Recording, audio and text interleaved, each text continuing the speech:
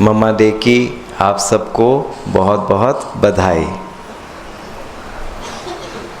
आप सब होली हंस हैं। हम जब 2-3 दिन पहले यहाँ पर बोल रहे थे तो हमने आपको होली हंस का टाइटल उसी समय दे दिया था, और आज संडे को बाबा ने आपको होली हंस कहा। होली हंस की विशेषता क्या होती है? होली हंस मोती चुगता है, कंकड़ छोड़ देता है। और आज दुनिया में क्या है? हर जगह कंकड़ कंकड़ कंकड़। लेकिन एक बाबा आया, उसने ज्ञान रत्न दिए और हम वो चुग रहे हैं। बस यही पुरुषार्थ है। इसी को याद की यात्रा भी कहते हैं। दुनिया की चीज़ों को छोड़, कंकड़ को छोड़, बाबा के ज्ञान रत्न चुगना। यही तो हम कहते हैं, देह और देह के संबंधों को भूल, एक बाबा को याद करो। अगर आप बाबा की बातों को देखें ना, बाबा की जो ज्ञान बाबा सुनाते हैं, सार एक ही निकलेगा, अलग अलग तरीके से। जैसे कंकड़ छोड़ो, रत्न चुगो। देह छोड़ो, बाबा को याद करो। पर मत छोड़ो, श्रीमत को याद करो। सारी बातों का एक ही सार है। आज ये जो मुरली चली, हमने भी एक नई चीज़ सीखी। बाबा की मुरलियों से हम रोज़ कुछ ना कुछ सीखते हैं। जब हम बोलते हैं होली, होली को हिंदी में क्या कहेंगे? हाँ, होली को हिंदी में क्या कहेंगे? पवित्र। होली का शब्द का अर्थ है, होली मतलब जो पवित्र है, मतलब जो तमो प्रधान है उससे वो सतो प्रधान बना है। बाबा हमेशा कहते हैं कि मैं संगम युग पर आता हूँ, सतयुग में नहीं आता। ऐसे ही कहते हैं ना। सतयुग में तो सब कुछ सतो प्रधान होता है, तो बाबा वहाँ क्यों नहीं है? कभी सोचा आप लोगों ने? बाबा तो सबसे प्योर है, बिल्कुल पवित्र है ना? तो सतयुग में बाबा क्यों कहता है कि मैं नहीं होता हूँ? ऐसा क्यों? सोचने वाली बात है। जहाँ पर सर्वत्र प्योरिटी ही प्योरिटी है, और यहाँ पर मिट्टी है, तमो प्रधानता है। यहाँ पर बाबा है, वहाँ नहीं है। ऐसा कैसे हो गया? सोचने वाली बात है ना। बाबा तो बिल्कुल प्योर है, पवित्र है। चाइनीज़ में एक उनका सिंबल होता है यिन यांग। आपने किसी ने देखा है? यिन यांग बोलते हैं वो। गॉड को वो मानते हैं यिन यांग। यिन यांग, जब हम ज्ञान मार्ग में नहीं थे ना, तो हमने एक टैटू बनवाया था हाथ पे यिन यांग का। उसमें क्या होता है? एक गोला होता है, और गोला आधा बीच में ऐसे एक कर्व लाइन होती है, आड़ी लाइन होती है, एक तरफ काला एक तरफ गोरा। याद आया? ऐसा चित्र होता है, उसमें डॉट। यस, एक काला एक तरफ गोरा और डॉट होता है। वो गॉड को वो ऐसा मानते हैं। अब आप खुद समझ जाओगे क्यों गॉड को ऐसा मानते हैं।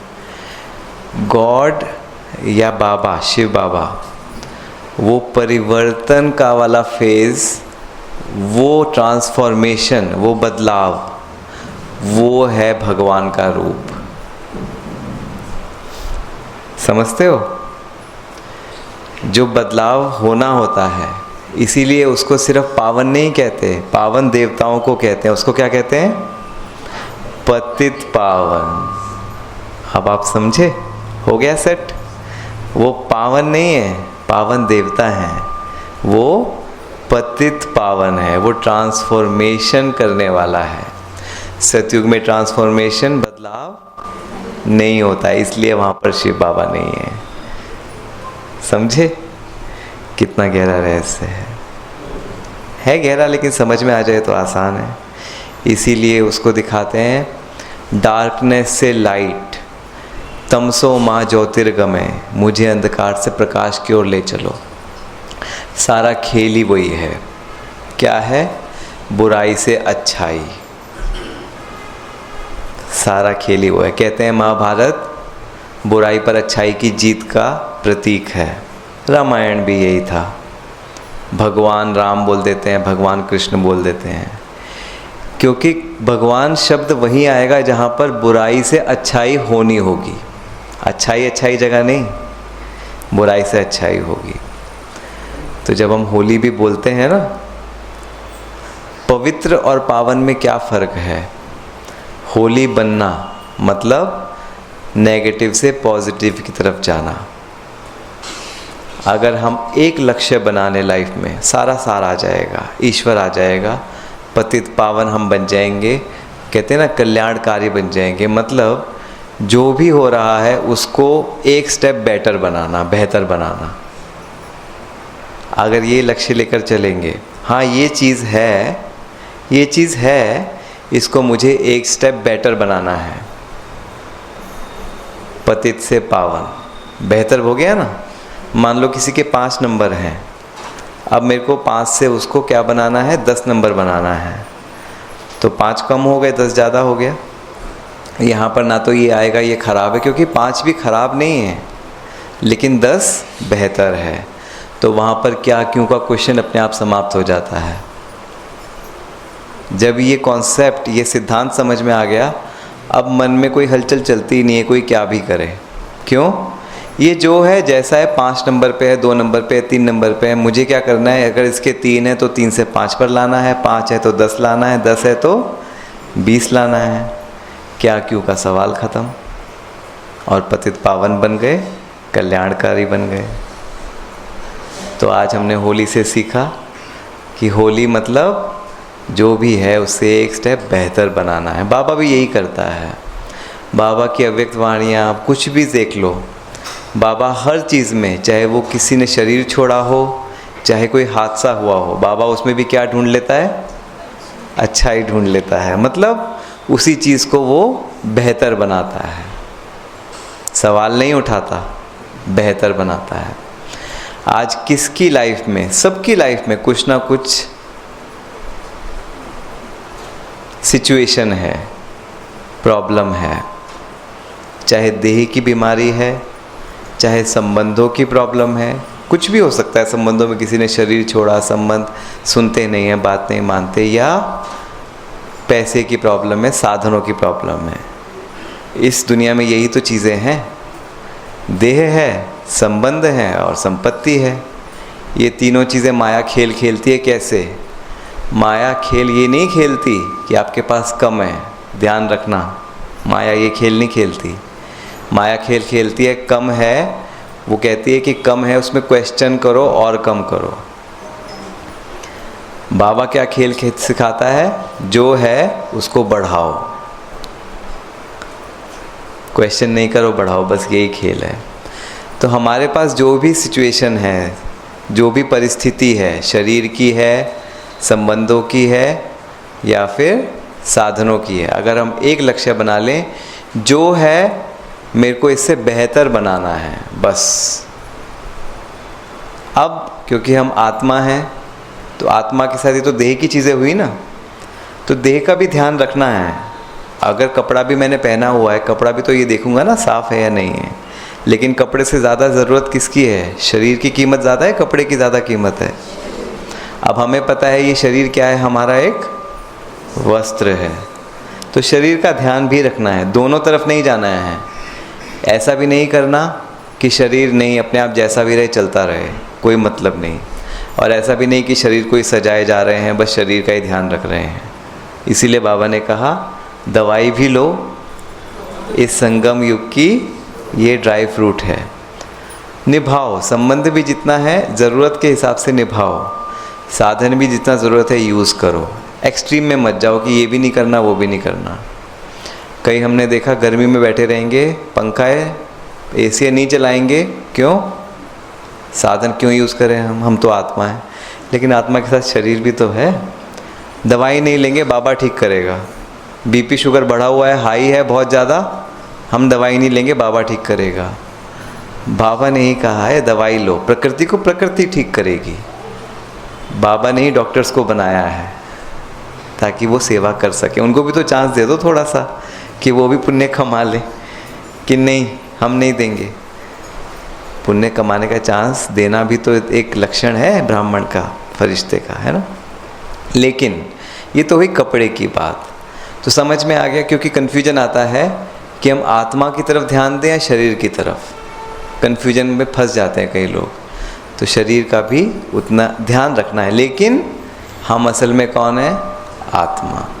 उसके ऊपर तो कॉम्प्रोमाइज़ है ही नहीं। तो देह के संबंध साधन जितना है अच्छा, कोशिश करेंगे हाँ जितने ज़रूरत है उसके हिसाब से मिले, नहीं मिले तो भी कोई बात नहीं, ठीक है। अगर मेरा ये कपड़ा फट जाए या थोड़ा मैला हो जाए, चलो ठीक है, साफ़ करने की कोशिश करूँगा, नहीं हुआ चलो कोई बात नहीं, लेकिन खुद को नहीं कभी भी चोट पहुँचाऊँगा। और मैं कौन हूँ? हमें क्या ज्ञान मिला? आत्मा। आत्मा के गुण शक्तियाँ, इनके ऊपर कभी कॉम्प्रोमाइज़ नहीं करूँगा, इनको बढ़ाना ही बढ़ाना है। इसमें ये नहीं चलेगा है तो है, नहीं है तो कोई बात नहीं, जिसको बाबा कहते हैं अलवेलापन, है ना। वो है अलवेलापन। ठीक है, मेरे अंदर ये गुण नहीं है, नहीं चलेगा, नॉट अलाउड। यहाँ पर बाबा लव और लॉ का बैलेंस, बाबा अनकंडीशनल लव करता है, ऐसा बाबा प्यार फिर भी करेगा, आप करोगे फिर भी प्यार करेगा और नहीं करोगे तो भी प्यार करेगा, लेकिन वो लॉ भी दिखाता है। बाबा सज़ा नहीं देगा, धर्मराज का रूप सज़ा देगा। तो अनकंडीशनल लव तो है उसका, लेकिन साथ में लॉ भी है, ठीक है। तो इसलिए इसमें बिल्कुल क्लियर है, आत्मा के गुण ज्ञान शक्तियाँ, इसके ऊपर कभी कॉम्प्रोमाइज़ नहीं। इसमें तो आपको परफेक्ट बनना ही है। शरीर के हिसाब से जितना ज़रूरत है उतने के लिए प्रयास करो, बस बहुत है। मिला तो भी अच्छा, नहीं मिला तो भी अच्छा। अब आप अव्यक्त वाणियाँ पढ़ लो सारे चीज़। बाबा कहेगा पट पे सो सकते हो, बिस्तर मिले बहुत अच्छा, खुश हो ना, मिला सबको, भोजन मिला सबको, भोग मिला सबको, पंखा मिला, एसी मिला, सब खुश हो ना। लेकिन साथ में ये भी कहेगा नहीं मिला तो भी खुश हो ना। लेकिन गुणों के मामले में बाबा ऐसा नहीं कहेगा कि गुण है तो खुश हो, नहीं है तो भी खुश हो, ऐसा नहीं कहेगा बाबा। गुण नहीं है तो प्रॉब्लम है, क्योंकि वो आप आत्मा हो। और यही है देह अभिमानी से देही अभिमानी बनना। देह गायब नहीं हो जाएगी। अभिमानी का मतलब ये नहीं है कि कॉन्शियसनेस की देह हम भूल ही गए, गायब हो गई। कॉन्शियसनेस का मतलब है हमें ये पता है पहले कौन। अभिमान किसका होता है? जो मैं, मेरा होता है। पहले मैं आत्मा हूँ और ये वस्त्र है। तो पहले प्रायोरिटी आत्मा की, फिर शरीर की आती है, ठीक है। तो ये है देही अभिमानी। अभी हम सोचते थे सब शरीर की ज़रूरतें पहले पूरी करते थे। हाँ, बच्चे को दुख नहीं होना चाहिए, चाहे गुस्सा करके उसका काम करवाया, चाहे कुछ भी करवाया, लेकिन अब नहीं। हमें पता है आत्मा के लिए क्रोध पहले नहीं होगा, बाद में। बच्चे की देह की चीज़ देखी जाएगी, ठीक है। तो आज मम्मा डे है। बाबा ने मम्मा को निमित्त क्यों बनाया?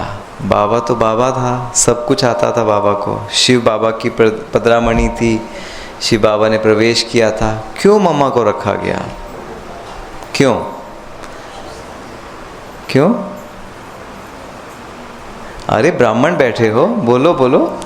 नए लोग नहीं हो आप लोग। माताओं को आगे बढ़ाना था, तो माताओं को वो भी तो आगे बढ़ा सकते थे। किसी पुरुष को रख देते, खुद भी तो बढ़ाते थे। हाँ, तेज बोलिए, सुनाई देना।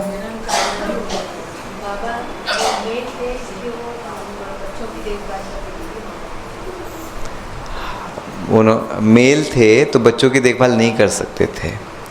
वाह, तो ऐसी क्या विशेषता होती है एक महिला में जो मेल में नहीं होती, जो पुरुष में नहीं होती?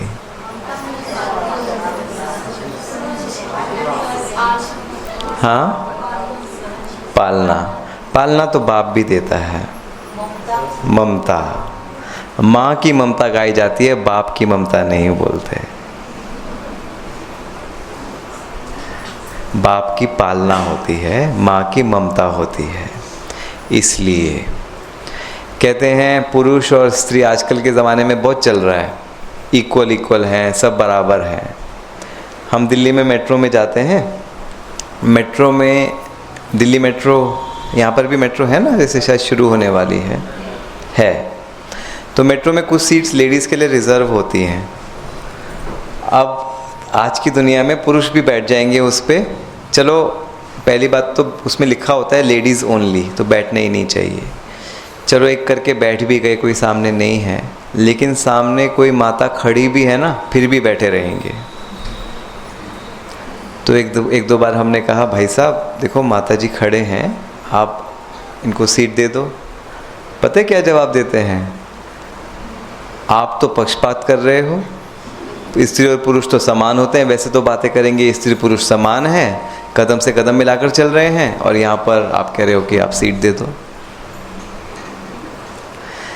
हर चीज़ का उल्टा मतलब ले लिया, अर्थ उल्टा समझ लिया। इक्वालिटी का मतलब ये नहीं है कि हम हर काम में बराबरी करें। अब माँ जो बच्चे को ममता देगी, क्या वो बाप ऐसे दे सकता है? क्या पिता दूध पिला सकता है?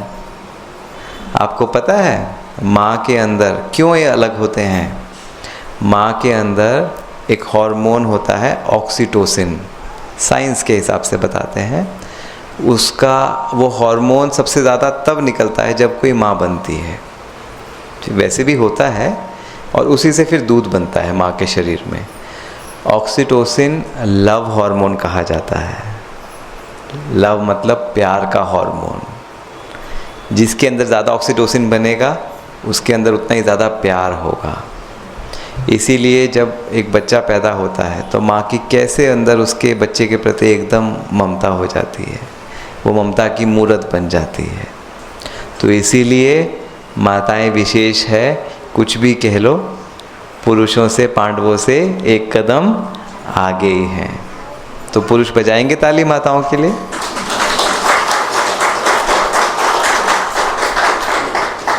इसी कारण से, क्योंकि हार्मोन्स थोड़े अलग होते हैं, इसीलिए वो उनका व्यवहार, उनके सोचने का नज़रिया थोड़ा सा अलग होता है। कैसे? हमारे समाज में क्यों माता को ही घर छोड़कर जाना पड़ता है, मतलब एक कुमारी को घर छोड़कर दूसरे घर जाना पड़ता है? क्यों?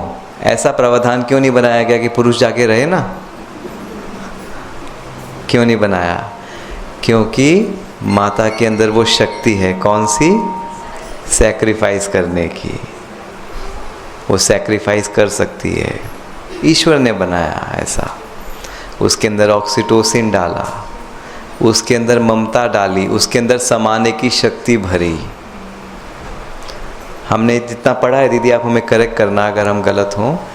बाबा कभी कभी, ब्रह्मा बाबा अगर बच्चा गलती करता था तो थोड़ी सी आंख दिखा देते थे, थोड़े स्ट्रिक्ट थे, और बोलते नहीं थे क्योंकि वो ठीक नहीं है, बोलते नहीं थे। वो मम्मा को बोलते थे, मम्मा आप इस बच्चे को समझाना, ठीक है?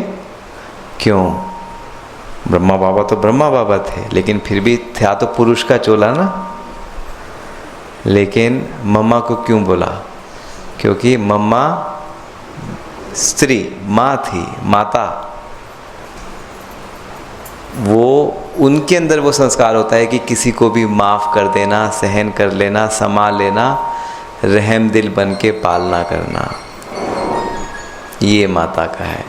इसीलिए ईश्वर ने भी माताओं को आगे रखा।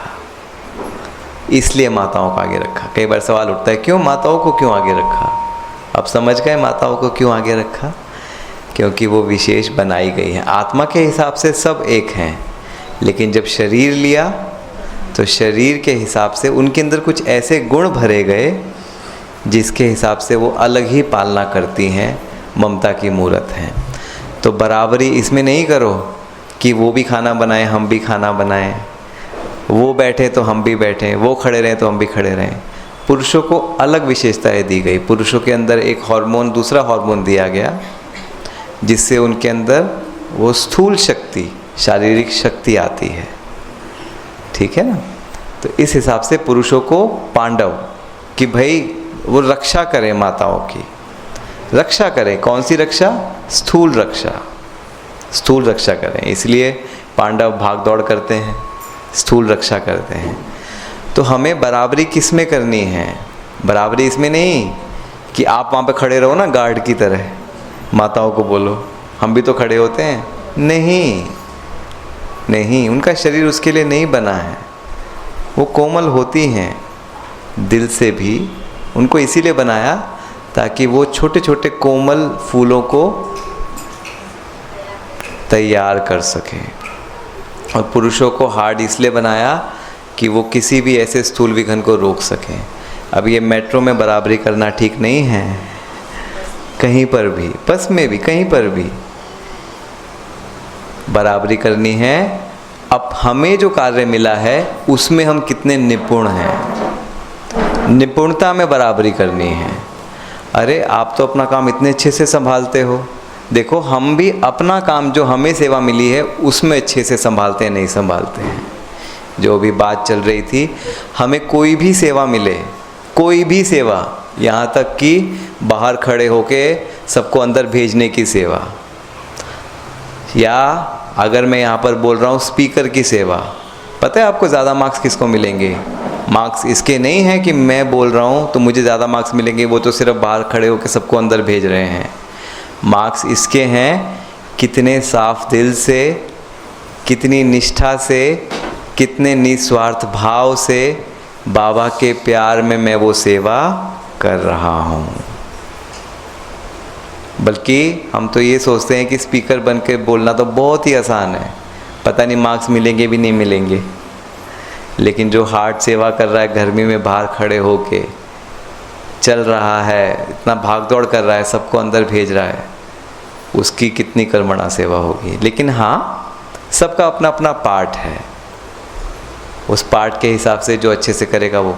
तो इसलिए आपको जो रोल मिलता है, अगर आपने उसका 100% दिया तो आपके भी उतने ही मार्क्स हैं जितना एक स्टेज पर बैठे हुए वक्ता के हैं, अगर उसने भी अच्छा पाठ किया है अपना। ठीक है, तो अभी अगले 40-45 मिनट में हम आपके साथ कैसे साइंस भी, विज्ञान, क्योंकि यहाँ पर हो सकता है कुछ नए नए भी हों, जो नए नए ब्राह्मण बने होंगे, बीके बने होंगे, और जैसे दीदी ने शेयर किया कि शुरू शुरू में संकल्प आता है, क्या ये सही है जिस राह पे मैं चल रहा हूँ, चल रही हूँ, क्या ये सही है या फिर सिर्फ सबने कह दिया इसलिए चल रही हूँ। तो कई बार विज्ञान के समझने से हमें और समझ में आता है, और प्रश्न भी होते हैं मन में, तो क्लैरिफाई, और औरों को भी समझाने में, हमें तो समझ में आ गया, लेकिन जो नए नए होंगे उनको समझाने में, उनके प्रश्नों का उत्तर देने में भी मदद मिलती है। तो इसीलिए आज हम राजयोग के विज्ञान के बारे में जानेंगे, द साइंस ऑफ राजयोगा। तैयार है सब? एक दो आवाज़ आ रही है, तैयार है सब? Very good.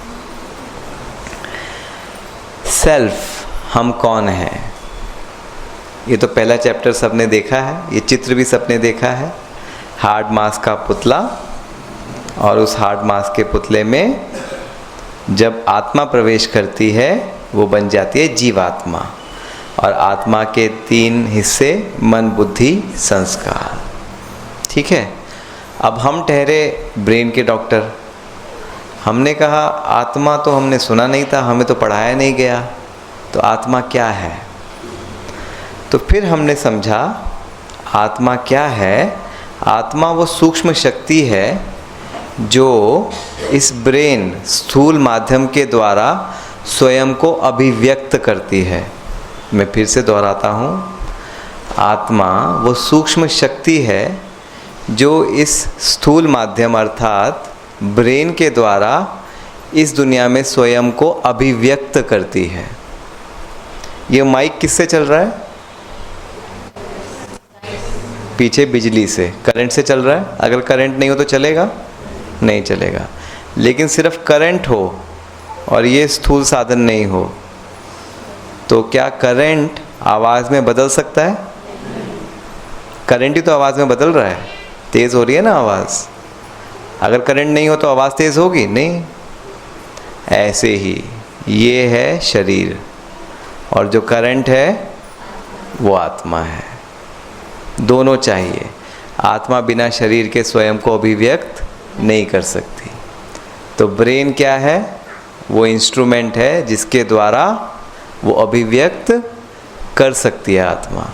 और ब्रेन जो है वो पूरे शरीर को चलाने वाला है। पूरे शरीर की नसें नाड़ियाँ किससे, कहाँ से जुड़ी होती हैं? ब्रेन से। इसीलिए जब ब्रेन में क्लॉट होता है तो हाथ पैर कमज़ोर होता है ना? सब कुछ यहाँ है। इसीलिए जब शरीर को कंट्रोल करने वाला यहाँ पर है, ब्रेन है, और आत्मा को शरीर को चलाना है, तो आत्मा कहाँ बैठेगी? दिल में बैठेगी, गले में बैठेगी, पेट में बैठेगी, या यहाँ बैठेगी? तो ये जवाब है उन लोगों का। कुछ लोग मानते हैं आत्मा यहाँ होती है, कुछ धर्मों में ऐसा मानते हैं। भगवान यहाँ वास, आत्मा तो छोड़ो, भगवान को भी यहाँ बिठा देते हैं। आत्मा यहाँ है, तो उनको आप बता सकते हो साइंटिफिकली। देखो शरीर को कौन चलाता है? ब्रेन। तो आप कहते हो आत्मा चलाती है, तो आत्मा कहाँ बैठेगी? कंट्रोल रूम में बैठ के तो काम करेगी। समझ में आ जाएगा। भ्रिकुटी के मध्य चमकता अजब सितारा, जिसको हम आत्मा कहते हैं, ब्रेन में बैठेगा। तो ब्रेन सबसे पावरफुल और वो यंत्र है आत्मा का जिसके द्वारा सारी कर्मेंद्रियों को कंट्रोल करता है। इसने ब्रेन पर कंट्रोल कर लिया, वो सारी कर्मेंद्रियां उसके कंट्रोल में आ गई। आँख, मुंह, कान, हाथ, पैर, आप देखो सारी नसें ब्रेन से निकलकर हर अंग में जाती हैं। सूरदास पता है आपको कौन था? सूरदास वो था जिसने अपनी आंखें फोड़ ली थी खुद ही। क्यों? क्योंकि उसको था कि मैं गलत, मेरी दृष्टि गलत जगह जाती है।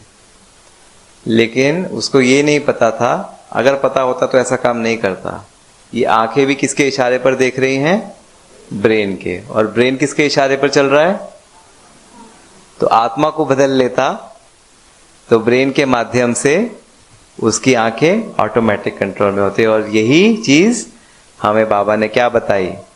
कर्म इंद्रियों पर अगर जीत पानी है, किसको शक्तिशाली बनाओ? एक एक कर्म इंद्रियों पे काम करने की जरूरत नहीं पड़ेगी। और यही कैसे काम करती है आत्मा? आत्मा संकल्प पैदा करती है, मन के द्वारा संकल्प पैदा करती है ना। लेकिन वो संकल्प ब्रेन में करंट के रूप में बदल जाता है, इलेक्ट्रिकल करंट के रूप में। अगर आप ब्रेन को खोलो और उसके अंदर 2 बिजली की तार लगाओगे ना, आपका एक बल्ब जल जाएगा। एक बल्ब जल जाएगा, इतना करंट होता है ब्रेन में। ठीक है? तो जो संकल्प है वो ब्रेन में करंट बन जाता है। वो करंट नसों से जाता है और नसों से जाकर फिर वही करंट, आपको करंट लगता है तो हाथ कैसे पीछे जाता है? जाता है ना। तो वही करंट हाथ को हिलाता है। वही करंट जाके आंखों से देखने की शक्ति बनती है। वही करंट जाकर बोल के रूप में निकलता है। ठीक है? अब ये विज्ञान हमें तो पता है। बाबा ने क्या साइंस पढ़ी थी? लेकिन बाबा ने बताया कि बच्चे, संकल्प शक्ति से कर्मेंद्रियां चल रही हैं, आत्मा चला रही है। संकल्प करते हो तो आंखें देखती हैं, संकल्प करते हो तो फिर मुख बोलता है। लेकिन पहले क्या सोचते थे? आंखें देख रही हैं, मुख बोल रहा है। नहीं, संकल्प पहले। जो हमें यहां पर मिला ज्ञान, संकल्प शक्ति से सब चीजें चल रही हैं। अच्छा, अब थोड़ा सा और आपको गहराई में लेकर जाते हैं। आप कहते हो ना आत्मा मन बुद्धि संस्कार है ना। तो बुद्धि, अगर आपसे कोई कहे कि ब्रेन में दिखाओ कहां है बुद्धि, तो क्या कहोगे आप लोग? ब्रेन में दिखा सकते हो बुद्धि को? जवाब दो। आप लोग ब्राह्मण हो, सब कोर्स कर चुके हैं ना। पहले नए लोग, बीके नॉन बीके थोड़ी ना हो आप लोग, तो बीके हो। तो फिर आप तो कह रहे हो आत्मा यहां है, तो बुद्धि कहीं और है, बुद्धि कहाँ है? तो आत्मा यहाँ है, तो बुद्धि कहाँ है फिर? ब्रेन में ही है ना। तो कौन से हिस्से में है ब्रेन के? ओके, चलो ये चित्र आप देख रहे हैं, ये जो गोल्डन है ना, ये गोल्डन बुद्धि है, दिव्य बुद्धि है। ये इसको हम कहते हैं हमारी भाषा में, तो ये आगे के हिस्से में है, इसको हम कहते हैं फ्रंट ब्रेन या फ्रंट कॉर्टेक्स। यहां पर बुद्धि होती है। अब आप कहोगे ये तो स्थूल है, ये बुद्धि कैसे है? याद रखना, आत्मा सूक्ष्म है, लेकिन हमेशा याद रखो ब्रेन उसको धारण करने का साधन है। जैसे खुशबू है और फूल है, खुशबू दिखाई देती है, फूल दिखाई देता है, लेकिन बिना फूल के खुशबू रह सकती है? चीनी मीठी होती है, मिठास होती है, मिठास दिखाई देती है। क्या मिठास बिना चीनी के दानों के बिना रह सकती है? ऐसे ही बुद्धि सूक्ष्म है, लेकिन उसको एक स्थूल कंटेनर या यंत्र चाहिए जिसमें वो धारण हो सके। तो ये हिस्सा बुद्धि का है। कैसे? अब जब ब्रेन खोलोगे, आपने कभी ब्रेन सर्जरी देखी है? नहीं देखी ना। जब आप ब्रेन खोलोगे तो उसमें ब्रेन के अंदर मांस दिखाई देता है ब्रेन का, ठीक है? तो उसके ऊपर ऐसे नहीं लिखा होता कि मैं बुद्धि हूँ, मैं मन हूँ, मैं संस्कार हूँ, ऐसे तो लिखा नहीं होता। उसमें तो मांस दिखाई देता है। तो कैसे पता चला हमें कि ये बुद्धि है? उसका माध्यम बना ये व्यक्ति। ये व्यक्ति का नाम है फिनिस गेज। ये 19वीं शताब्दी की बात है, 1860 के दशक की बात है। ये यूरोप में, यूरोप वासी था। 19 साल का बहुत प्यारा लड़का था ये। सबका कहना मानता था, अपना पढ़ाई में बहुत अच्छा था। इसका एनालिसिस पावर, मतलब बुद्धिमत्ता बहुत थी, कहते हैं ना बुद्धिवान। तो ये वैसा था। एक दिन क्या हुआ, इसका एक्सीडेंट हो गया, और एक्सीडेंट में इसके ब्रेन में ऐसे रॉड पास हो गई, ठीक है? एक्सीडेंट से रॉड पास हो गई। आमतौर पे इंसान बचता नहीं है इतने खराब एक्सीडेंट के बाद, लेकिन शायद दुआओं का खाता था, बच गया वो। उस समय सर्जरी इतनी एडवांस नहीं थी, तो डॉक्टर्स ने क्या किया, रॉड को यहाँ से काट दिया और यहाँ से काट दिया। जो अंदर बचा उसको अंदर ही छोड़ दिया, क्योंकि अगर सर्जरी करते अंदर खोल के तो शायद ज़्यादा रिस्की होता। लेकिन जब वो मरीज़ होश में आया ना, वो व्यक्ति होश में आया, वो लड़का, तो देखा अब वो उसका व्यवहार बिल्कुल बदल गया था। अब वो व्यक्ति क्रोधी हो चुका था। बड़ों को डिसरिस्पेक्ट करना, उल्टा सीधा बोलना, उसकी याददाश्त चली गई थी। चीज़ों को सोचने समझने की शक्ति बिल्कुल ख़त्म हो गई। किसी के सामने भी कपड़े खोल देना, मतलब गलत गलत हरकतें करना, कामुक, क्रोधी, लोभ, मोह, अहंकार सब आ गया उसमें। तब पता चला कि ये जो हिस्सा है ना फ्रंट का, जो आपको दिखाया था दिव्य बुद्धि वाला, वो बहुत बहुत महत्वपूर्ण है। अगर ये नष्ट भ्रष्ट हो जाए तो इंसान बिल्कुल, उसका व्यवहार चेंज हो जाता है, ठीक है? अब ये जो हिस्सा है, जो आगे का हिस्सा आपको दिखाया, ये प्री फ्रंटल कॉर्टेक्स है, ठीक है, जो बुद्धि का है। एक डॉक्टर साहब ने स्टडी किया कि आज के समय में लोगों के अंदर ये सारे गुण हैं। कौन से? काम के, क्रोध के, लोभ के, अहंकार के। ये क्यों हो रहे हैं ऐसा? रॉड तो जा नहीं रही है, क्यों? उनका ये हिस्सा कमज़ोर है, बुद्धि क्यों कमज़ोर है? तब उन्होंने एक सिद्धांत दिया, वो आपको बताएंगे। उससे पहले हम कहते हैं ना चेतन मन और अवचेतन मन। बहुत सारे लोग सवाल पूछते हैं, ये चेतन मन अवचेतन मन क्या है? कॉन्शियस और सबकॉन्शियस माइंड क्या है? लॉजिक माइंड, इमोशनल माइंड क्या है? हाँ, तो ये होता है वो। ये चेतन मन है, लॉजिकल माइंड, ये सोचने समझने की शक्ति रखता है। और यहाँ पर साइड में इस हिस्से में कान के यहाँ पर एक छोटा मन होता है जिसको हम कहते हैं अमाइगडाला। अपनी भाषा में आपको नाम नहीं याद करना, ये भावनात्मक मन है।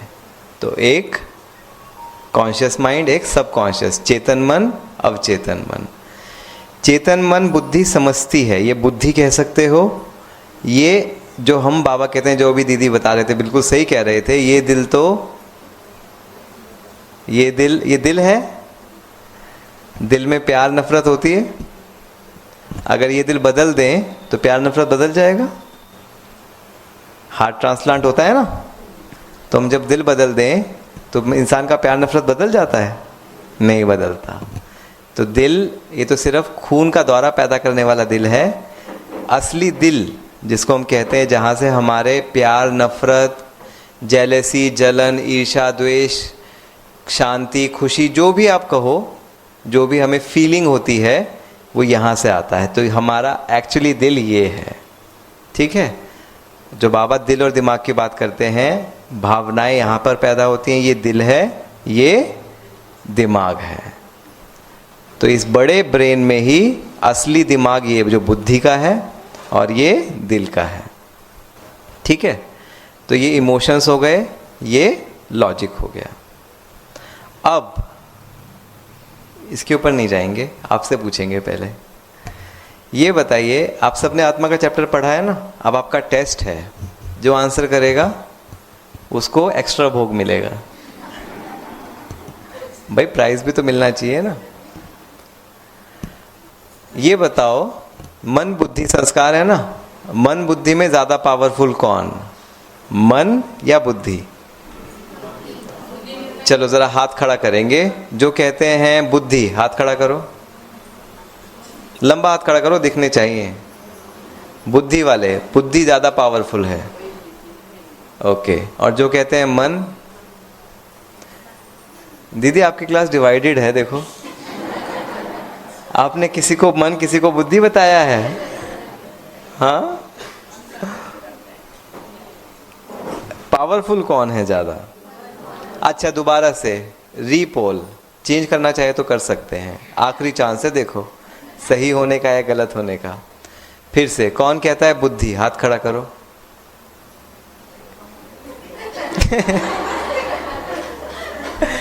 टीचर बहने क्या कहती हैं हमारी,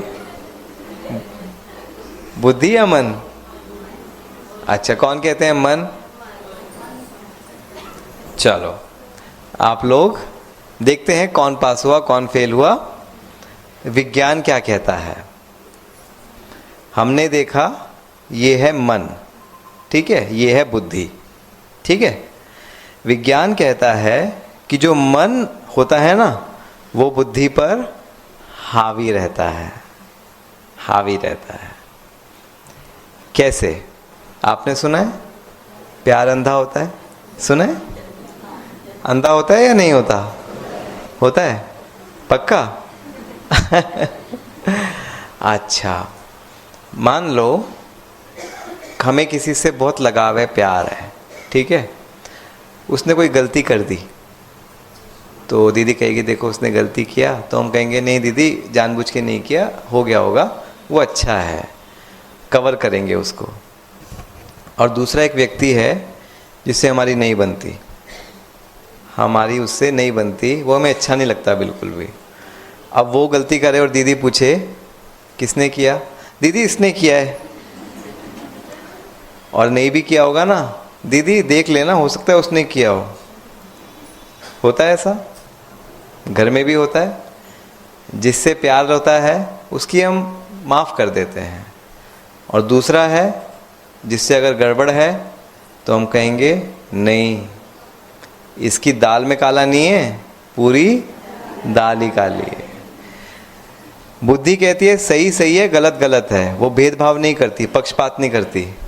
लेकिन मन जो है ना, वो काम कर जाता है, वो बुद्धि को अपने काबू में कर लेता है। कहते हैं नहीं, इससे प्यार है तो इसकी थोड़ी गलती को माफ़ कर दो, इससे प्यार नहीं है, नहीं इसका नहीं, ठीक है। एक्चुअली में प्यार अंधा नहीं होता है, ये गलत बात है। अगर प्यार अंधा होता ना तो बाबा प्यार की इतनी महिमा नहीं करते। अब ध्यान से सुनना, धृतराष्ट्र था ना, उसने वो अंधा दिखाते हैं उसको, और हम सब जानते हैं वो अंधा किसका प्रतीक है, कि वो दुर्योधन के प्यार में अंधा था, है ना। गांधारी ने भी पट्टी बांध दी थी क्योंकि वो प्यार में अंधे हो गए थे माँ बाप। गलत डिसीजन हुआ, क्यों? क्योंकि प्यार में अंधे हो गए, बुद्धि काम नहीं की। बुद्धि कहती है देखो अगर तुम ऐसा करोगे, दुर्योधन का साइड लोगे तो युद्ध होगा। उनको भी पता था ये भी मारे जाएंगे, वो भी मारे जाएंगे, वंश का विनाश होगा। लेकिन क्यों? क्योंकि प्यार में अंधे हो गए थे तो बुद्धि काम नहीं कर रही थी। एक्चुअली में वो प्यार नहीं था, वो क्या था? वो क्या था? वो क्या था? मोह था। लोगों ने प्यार को बदनाम कर दिया। और यही तो लोग कहते हैं, आप लोग कहते हो मोह में मोह में मोह में। उन्होंने प्यार और मोह को इतना मिक्स कर दिया, हम कहते हैं मोह, वो समझते हैं प्यार। घर वालों को कहेंगे मोह में नहीं पड़ो, कहेंगे मोह में नहीं पड़ो इसका मतलब आप तो पत्थर हो जाओगे। नहीं, मोह का मतलब है आपका प्यार अटैचमेंट में बदल गया है, वो प्यार रहा ही नहीं है। प्यार तो बहुत शुद्ध है। धृतराष्ट्र का वो प्यार नहीं था। प्यार शब्द कहना गलत है। हम कहते हैं मोह में अंधा था, प्यार में अंधा नहीं था। लोगों ने क्योंकि मिक्स कर दिया इसलिए प्यार को अंधा बोल दिया। प्यार तो बहुत अच्छी फीलिंग है। यहाँ पर बाबा सिखाते लव भी हो और लॉ भी। बुद्धि लॉ कहती है, मानो अगर प्यार होता ही नहीं तो हम हर चीज़ की, इसने गलती की तो ये सज़ा मिले, ये हो तो ये मिले। प्यार नहीं है तो गड़बड़ है। अगर सिर्फ प्यार हो और बुद्धि नहीं ठीक से काम करे तो क्या होगा? हम किसी की गलतियों पे पर्दा डालते रहेंगे, डालते रहेंगे, डालते रहेंगे, वो बिगड़ता रहेगा, बिगड़ता रहेगा, बिगड़ता रहेगा। इसीलिए बाबा हमें क्या सिखाते? लव और लॉ का बैलेंस। तो मन ज़्यादा शक्तिशाली या बुद्धि शक्तिशाली? मन। बुद्धि वाले हाथ उठाओ जरा, कौन कौन थे? समझे? मन वाले खुश हो गए होंगे। इसीलिए कहते हैं मन जीते बुद्धि जीते, जगत जीते नहीं कहते। मन को कहते हैं मन वो घोड़ा है, मन बंदर है, मन वो पहाड़ की तरह है, जिसने उसको जीत लिया सब जीत लिया। क्यों? अगर मन पर काबू हो गया बुद्धि अपने आप काम करेगी। मन अगर चंचल हुआ वो बुद्धि को भी काम करने। आपको पता है जब ब्रह्मा बाबा ने यज्ञ शुरू किया तो पहले ज्ञान तो बुद्धि उठाएगी ना, ज्ञान ये बुद्धि उठाती है। मन क्या उठाता है? प्यार उठाता है। ब्रह्मा बाबा ने पहले ज्ञान सुनाया या प्यार दिया? पहले बच्चों को प्यार दिया, अपना बनाया, और उसके बाद जब उनका मन उठ गया, बुद्धि खुल गई, तब ज्ञान सुनाया, बच्चों ने ज्ञान उठाया। और ये ज्ञान उठा लिया, बाबा ने एक बार ही कहा पवित्रता तो पवित्रता। आज बच्चों को हम छोटी सी बात कहते हैं, बच्चे कहते हैं हम नहीं सुनते आपकी बात। बाबा ने हमें कहा पवित्रता धारण कर लो, हमने इतनी बड़ी बात को सहज रीति से मान लिया। आप ध्यान से सुनना, जब भी बाबा की वाणी चलती है सबसे पहला वर्ड क्या होता है? ज्ञानी बच्चे नहीं होता, मीठे बच्चे होता है। बाबा की अव्यक्त वाणी चलती है, शुरू का आधा और एक पेज बाबा क्या करता है? हमारी महिमा, हमें इतना ऊंचा उठा देता है, इतना खुश कर देता है। उसके बाद जब बाबा प्यार से लाठी भी चलाता है ना, बच्चे ऐसा करते हैं, बच्चे तो ये करते हैं, बच्चे ऐसा, आज भी यही हुआ ना, ये कमी है। लेकिन हम प्यार से क्या कहते हैं? जी बाबा, हाँ जी बाबा कहते हैं। क्यों? क्या रहस्य है? आपने किसी के दिल को जीत लिया ना, उसके बाद उसकी बुद्धि से जो भी करवाना चाहो करवा सकते हो। और यही तो कमी है, यही तो आज बाबा ने सिखाया। क्या सिखाया? बाबा कहते मन में बच्चे सेवा बहुत करते हैं। सेवा क्या? प्लान बनाएंगे, बुद्धि से बनाएंगे प्लान, सेवाएं बुद्धि से सोचते हैं ना बहुत, लेकिन सेवाओं में मानो आप किसी को ज्ञान सुना रहे हो, लेकिन प्रेम भाव से नहीं, एक मीठे भाव से नहीं, तो वो क्या ज्ञान होगा? रूखा सूखा। ठीक है ना? कितनी भी बड़ी बात होगी और लोग क्या करेंगे? सोएंगे, क्योंकि रूखा सूखा है ना, उसमें वो भाव नहीं है। अब चाहे वो घर हो चाहे वो सेंटर हो, हमें किसी को अगर शिक्षा देनी है तो उसको डांट के देनी चाहिए या प्यार से देनी चाहिए? क्यों? डांटना चाहिए ना, गलती किया है, नहीं डांटना चाहिए। क्यों? अगर डांटेंगे तो क्या हो जाएगा? डांटेंगे तो क्या हो जाएगा? आप विज्ञान के हिसाब से बताओ।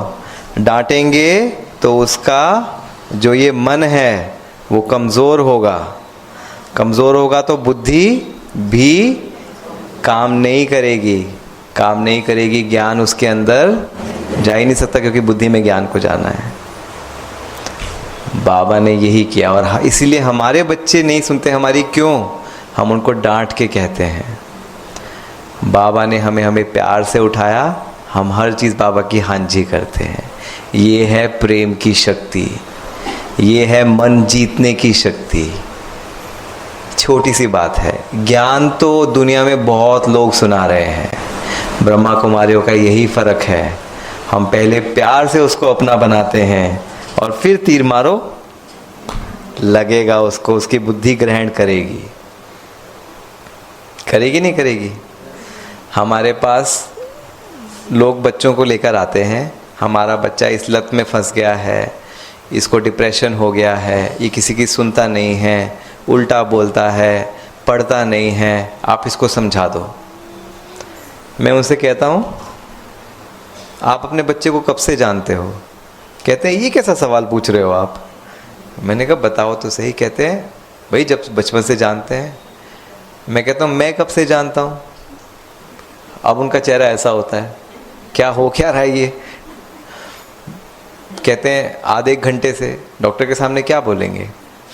फिर मैं कहता हूँ अच्छा आप ये बताओ, मैं ऐसा क्या कर दूंगा या क्या बता दूंगा जो आप अपने बच्चे को नहीं बता सकते या नहीं जानते? मैं क्या आपके बच्चे में ऐसा जानता हूँ बारे में जो आप नहीं जानते? मैं ऐसा क्या जानता हूँ जो माता पिता नहीं जानते? क्या जानता हूँ? अरे ब्रेन कहाँ गया? बच्चा डिप्रेशन में है, बच्चा सुन नहीं रहा है बात को, उसमें ब्रेन क्या करेगा? जानता तो हूँ, लेकिन क्या? Very good. मैं प्यार की भाषा बोलना जानता हूँ। काउंसलर क्या करता है? वो बच्चे को पहले उसके मन को स्टेबल करता है, उसको प्यार से, कोई बात नहीं बच्चे, ठीक है, कोई बात नहीं, मुझे पता है हो जाता है, मैं समझता हूँ तुम्हें, तुम्हारी गलती नहीं है, तुम, ये उम्र का तकाजा है। मन को उसके स्टेबल करता हूँ। वो बच्चा, बुद्धि तो उसकी वैसे ही बहुत है, आजकल बच्चों में बुद्धि की कमी नहीं है। बच्चा केवल प्यार का भूखा था, कहीं ना कहीं उसको वो चीज़ मिल नहीं रही थी, भावनाओं को नहीं मिल रहा था, जिसकी वजह से उसका माइंड भी काम नहीं कर रहा था, मतलब ब्रेन लॉजिक भी काम नहीं कर रहा था, बुद्धि भी काम नहीं कर रही थी। हमने उसके मन को उठा दिया, बुद्धि तो अपने आप काम कर ही रही थी। फिर वो कहता है हाँ सर मैं बदलूँगा, मुझे समझ में आता है, मुझे समझ में आता है। समझ तो पहले भी थी, लेकिन किसने दबा दी थी उसको? उसके दुखी मन ने। इसीलिए बाबा ने कहा, बाबा पता है क्या कहते हैं? अव्यक्त वाणियों के शब्द हैं। कोई गलती कर रहा है, मतलब वो लंगड़ा रहा है, पुरुषार्थ में आगे नहीं बढ़ पा रहा है, थोड़ा कमी है, मतलब लंगड़ा है वो। और जब आप उसको क्रोध करते हो ना, क्रोध करते हो तो पता है क्या है? जैसे उसको धक्का दे दिया, भाई तू आगे क्यों नहीं बढ़ रहा? लेकिन आगे बढ़ाने का क्या तरीका आपने अपनाया? धक्का दे दिया, तो वो गिरेगा या संभलेगा? ये बाबा के व्यक्त वाणी के शब्द हैं। बाबा ने तो ये साइंस नहीं पढ़ी ना, या पढ़ी है बाबा ने? जब बाबा ने ये सारी चीज़ें बोली और मेरे दिमाग में तुरंत आया, ये तो विज्ञान की बात है कि कैसे मन बुद्धि के ऊपर काम करता है। तब मुझे विश्वास हो गया भगवान के अलावा ये कोई जान नहीं सकता। या तो उसको इतना बड़ा डॉक्टर बनना पड़ेगा, या वो भगवान ही हो सकता है जिसने ये डॉक्टरी भी बनाई है। बाबा के लिए हो जाए ताली।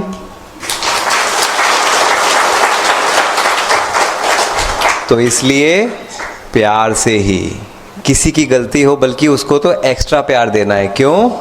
उसको हमें ज्ञान सुनाना है, बताना है, उसकी बुद्धि को और खोलना है। तो जो दीदी ने कहा, यही कहा ना, और प्यार दो। जो आपसे थोड़ा सा कटा हुआ है उसको एक्स्ट्रा प्यार दो, उसकी भी बुद्धि खुलेगी। ये प्यार की शक्ति है। अब दूसरों पर तो प्रयोग करेंगे, खुद पर भी करेंगे। अगर खुद से गलती हो तो खुद को जब हम ये बोलते हैं तुम किसी काम के नहीं हो, तुम कैसे हो, खुद के लिए बोलते हैं, नहीं बोलते? खुद से गलती हो, जिसको हम कहते हैं दिल शिकस्त होना। ये बहुत कॉमन है ब्राह्मणों में, क्योंकि ब्राह्मणों को बाबा ऐसे देखता है ना इतना ऊंचा, और उनसे कोई गलती हो जाए तो वो एकदम से उनको लगता है कि क्या हो गया। वो खुद को ही बहुत सारी, दूसरे को भले ना बोलें लेकिन खुद के लिए बहुत सारी ऐसे, मैं तो कुछ काम की नहीं, मैं तो कुछ नहीं कर सकती, मैं तो बाबा की बच्ची नहीं बन सकती।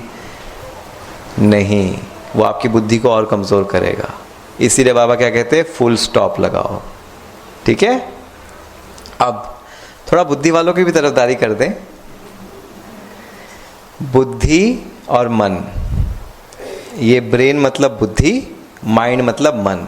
अब आप मन और बुद्धि तो समझ गए ना, ब्रेन में कहाँ होता है। संस्कार भी बताएंगे आपको। ठीक है? हम कहते हैं मेरा मन मेरे काबू में नहीं है, मेरा मन बहुत नेगेटिव सोच रहा है या वेस्ट सोच रहा है। ठीक है? बोलते हैं मेरा मन पता नहीं ये क्यों बेचैन है, ये क्यों सुनता नहीं है। अगर मन ठीक हो जाए ना, सब ठीक हो जाए। ऐसे ही बोलते हैं, मन चंगा तो कटौती में गंगा, मन ठीक हो जाए सब ठीक हो जाए। अब एक ट्विस्ट इन द टेल है। ट्विस्ट इन द टेल को हिंदी में कहते हैं कहानी में एक मोड़ आया। क्या मोड़ आया? आपको पता है मन कैसे सोचता है? मन एक स्टूडेंट की तरह है। वो जैसे स्टूडेंट, एक विद्यार्थी लाइब्रेरी में जाता है और किताब उठाता है और किताब पढ़ता है, मन भी क्या करता है, बुद्धि में जाता है, देखता है कि वहाँ कौन सी किताबें भरी हुई हैं, वो किताब पढ़ता है और उसके आधार पर, जैसे विद्यार्थी जो किताब पढ़ेगा उसी के आधार पर लिखेगा आंसर, ऐसे ही मन वो किताब पढ़ के बुद्धि में विचार पैदा करता है। समझो, आज रात को मन किया चलो एक पिक्चर देखते हैं, एक डरावनी मूवी देखते हैं। एक व्यक्ति ने एक हॉरर मूवी देखी, डरावनी पिक्चर देखी, और उसमें देखा एक भूत बंगला था, उसमें अंधेरा था, रस्सियाँ लटक रही थी, तो जैसे वो रस्सी को हाथ लगाता है उसे क्या लगता है, सांप। उसने ऐसा देखा। अब वो सो गया व्यक्ति। रात को जब उठा वॉशरूम जाने के लिए तो रास्ते में उसका पाँव गलती से एक रस्सी पर पड़ गया।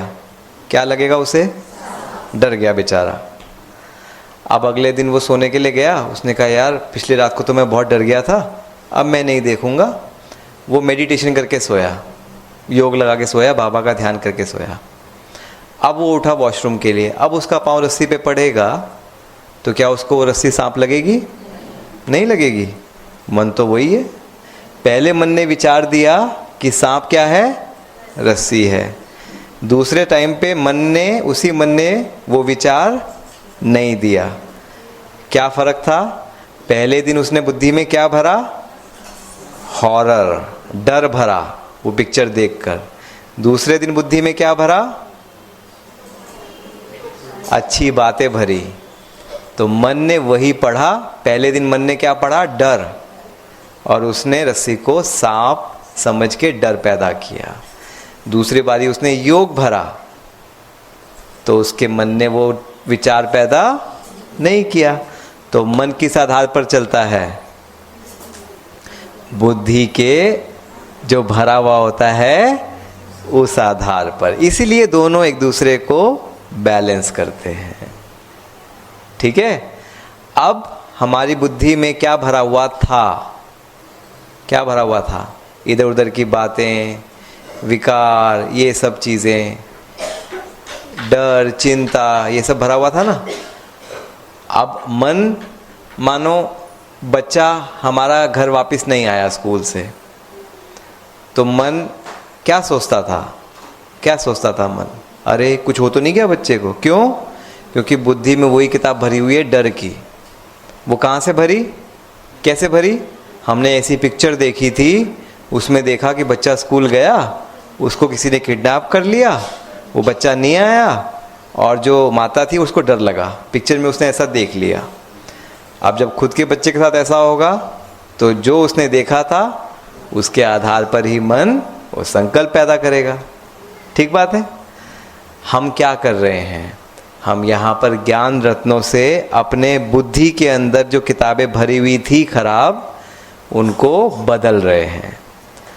देवताओं को कहते हैं उनके मन में विचार भी नहीं आता विकारों का, ऐसे ही कहते हैं ना, विचार भी नहीं आता, करना तो दूर की बात है। क्यों? कहते हैं कि उनको सोच भी नहीं आती, विकार होते क्या हैं ये भी नहीं पता होता, यही कहते हैं। क्यों? क्योंकि उन्होंने सारी पुरानी किताबें अपनी किससे बदल ली? दिव्य ज्ञान से, बाबा के ज्ञान से। यही बदल रहे हो ना आप? निर्विकारी किताबें बदल ली तो मन के पास ऑप्शन ही नहीं है। मन विकार की किताब पढ़ने का ऑप्शन ही नहीं है, तो विचार कैसे पैदा करेगा? समझते हैं? इसलिए ये ज्ञान, अगर अभी भी हमारा मन नेगेटिव सोच रहा है, व्यर्थ सोच रहा है, इसका मतलब हमारे ब्रेन में कौन सी किताबें भरी हुई हैं? व्यर्थ, नेगेटिव चीज़ों की। इसका मतलब अभी भी हम टीवी में न्यूज़ देखते हैं जिसमें लड़ाई झगड़ा, डर, चिंता दिखाते हैं। इसका मतलब अभी भी माताएं सास बहू के सीरियल देख रही हैं जिसमें दिखाते हैं कि सास ने डांट दिया और बहू का मुंह सूज गया। तो वही चीज़ अंदर भरेगी, मन वैसे ही संकल्प पैदा करेगा। अगर आपका मन अभी भी व्यर्थ सोचता है, नेगेटिव सोचता है, इसका मतलब ज्ञान आपने भरा नहीं है। आपको और मुरलियाँ पढ़नी है, और ज़्यादा चिंतन करना है मुरलियों का। जितना मुरली पढ़ेंगे, मुरली भरेगी, वैसे संकल्प आ ही नहीं सकते। तो इसलिए मन की गाली कभी मत देना। गलती किसकी?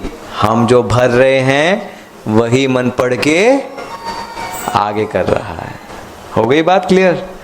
यही बाबा ने यहाँ पर अपनाया, बच्चों की बुद्धि को ज्ञान से भरा। पहले मन को उठाया ताकि बुद्धि की लाइब्रेरी का दरवाज़ा खुले।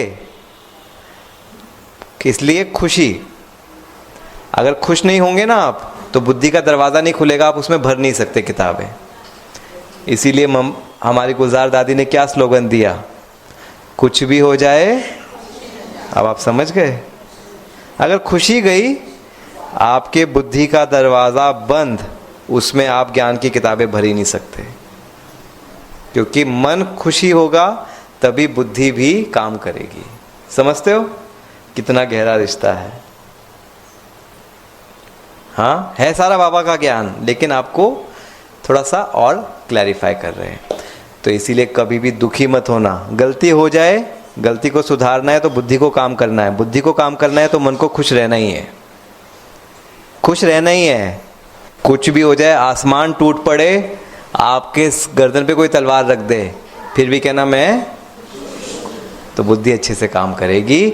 तब आप तलवार रख दी ना, आप खुश रहोगे, बुद्धि के अंदर आइडियाज आएंगे और आप उससे बच सकोगे।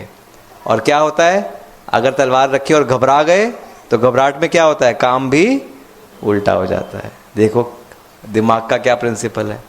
लेकिन हमेशा हमें अचरज होता है, हम बार बार वही कहते हैं, बाबा को ये सब कैसे पता चला? बाबा कैसे बोलता है? क्योंकि बाबा बाबा है। तो खुश रहेंगे और अच्छी चीज़ें भरेंगे, हमेशा हम मन अच्छा सोचेगा और अच्छा करेंगे। हमारी ये जो लाइब्रेरी है वो बनती किससे है? जो हम एक्सपीरियंस करते हैं हमारे वातावरण से, जो हमारे माता पिता से संस्कार मिले। लेकिन अब आपको क्या मिला? नॉलेज, अर्थात ज्ञान। और आपके पास एडवांटेज है। एडवांटेज समझते हो? एडवांटेज मतलब एडवांटेज को क्या कहेंगे? फायदा। हाँ, आपको सबसे बड़ा फायदा है क्या? आपके पास सबसे बड़ी नॉलेज का भंडार है। सोचो उन लोगों के बारे में जो चाहते हैं कि हमारे में ज्ञान भरे ताकि हमारा मन अच्छा सोचे, लेकिन उनके पास ये ज्ञान नहीं है। इसलिए बाबा कहते हैं हर घर तक आपको हर किसी को बताना है कि भगवान आया हुआ है और वो ऐसा ज्ञान दे रहा है जो चाहता है वो कर सके। तीसरा, मन हो गया, बुद्धि हो गया, क्या बच गया? संस्कार। अब आपको बताते हैं ब्रेन में संस्कार कहाँ होता है। देखो, ये ज्ञान जानने के बाद ना आपके सामने कोई साइंटिस्ट, कोई डॉक्टर, कोई इंजीनियर आ जाए, आप उसको साइंस के हिसाब से बता दोगे, देखो मन बुद्धि संस्कार क्या है, कहाँ है और कैसे काम करता है, बता सकते हो? माताएं भी बता सकती हैं। देखो, संस्कार, हमारे ब्रेन में एक सर्किट होता है, जैसे बिजली, घर में बिजली की तारें होती है ना, ब्रेन में भी तारें होती हैं जिसको हम कहते हैं न्यूरॉन्स। और पता है कितनी तारें होती हैं? 10, 20, 50, 100, 1000, 1 लाख, 2 लाख, कितनी? 100 मिलियन। किससे सुना? हाँ, कल ही सुना। हमसे सुनाई तो चीटिंग है भाई। देखो, जैसे मुरली पहले पढ़ के आए फिर आंसर करो, उसके मार्क्स थोड़ी ना है। ये तो वही बात हो गई। जिसने हमसे नहीं सुना है वो बताए तो माने। बिल्कुल, भाई साहब ने ठीक कहा। हमारे ब्रेन में 1000 करोड़, 100 बिलियन, 1000 करोड़ तारे होती हैं। और एक एक तार का मतलब पता है क्या है? जो भी विचार, जो भी संस्कार है ना, वो एक एक तार है। तो कितने तरह के संस्कार हो गए? 1000 करोड़ तरह के संस्कार आपके अंदर हैं। हर किसी के अंदर है। ऐसा नहीं कि आपकी तारे कम है, मेरी तारे ज़्यादा है। लेकिन क्या आपके 1000 करोड़ संस्कार हैं? नहीं है ना। क्यों ऐसा? क्योंकि एक समय पर सारी तारें सक्रिय नहीं होती।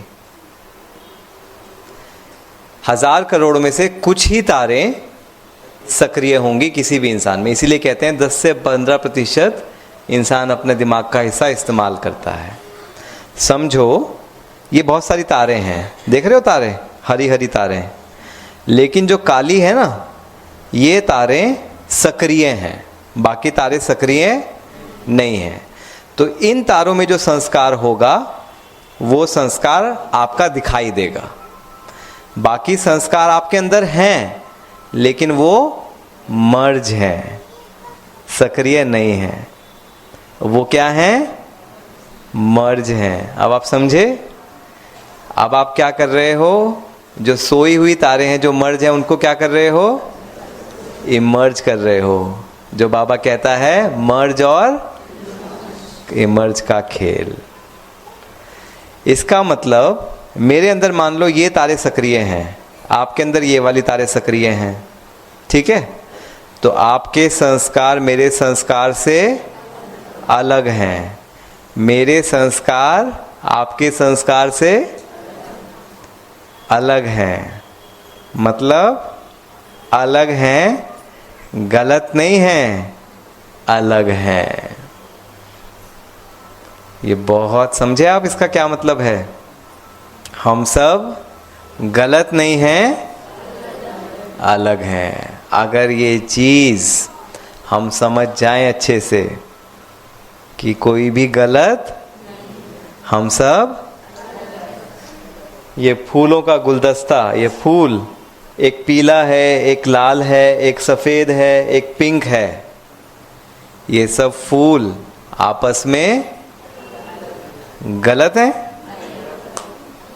ब्रेन में भी ऐसे ही किसी के कोई संस्कार सक्रिय हैं, किसी के कोई संस्कार सक्रिय हैं, कोई भी गलत।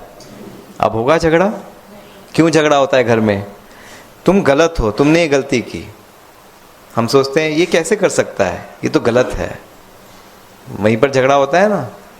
अगर हम ये समझने लगे, समझने पक्का कर लें, वो अपने हिसाब से बिल्कुल राइट है, उसने जो किया अपने संस्कार के हिसाब से किया, मैं जो सोच रहा हूँ मेरे संस्कार के हिसाब से, वो अपनी जगह में बिल्कुल राइट है, मैं, लड़ाई नहीं होगी, एक्सेप्टेंस आ जाएगी कि ठीक है वो भी राइट, मैं भी राइट। यहाँ पर पहले ही झगड़ा खत्म हो जाता है। झगड़ा तभी होता है जब पहले मन में आता है ये गलत है, आपने सोचा गलत है, उसके से भी आएगा गलत है, झगड़ा, डिस्प्यूट, मतभेद, मन भेद हो गया। अब अगर ये अलग है, ये अलग है, ठीक है, मानो अलग में भी हो सकता है कि कोई अच्छा है कोई खराब है, कोई कम अच्छा है।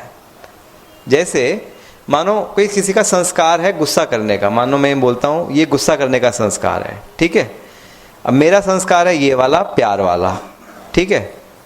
कौन सा संस्कार बेटर है? प्यार वाला।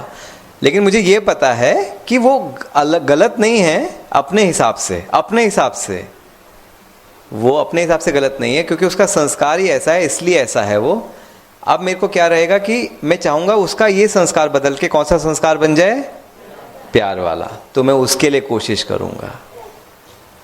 इसीलिए पहले अपनाओ और फिर आप बदल सकते हो, फिर बदलो। यही बाबा ने किया।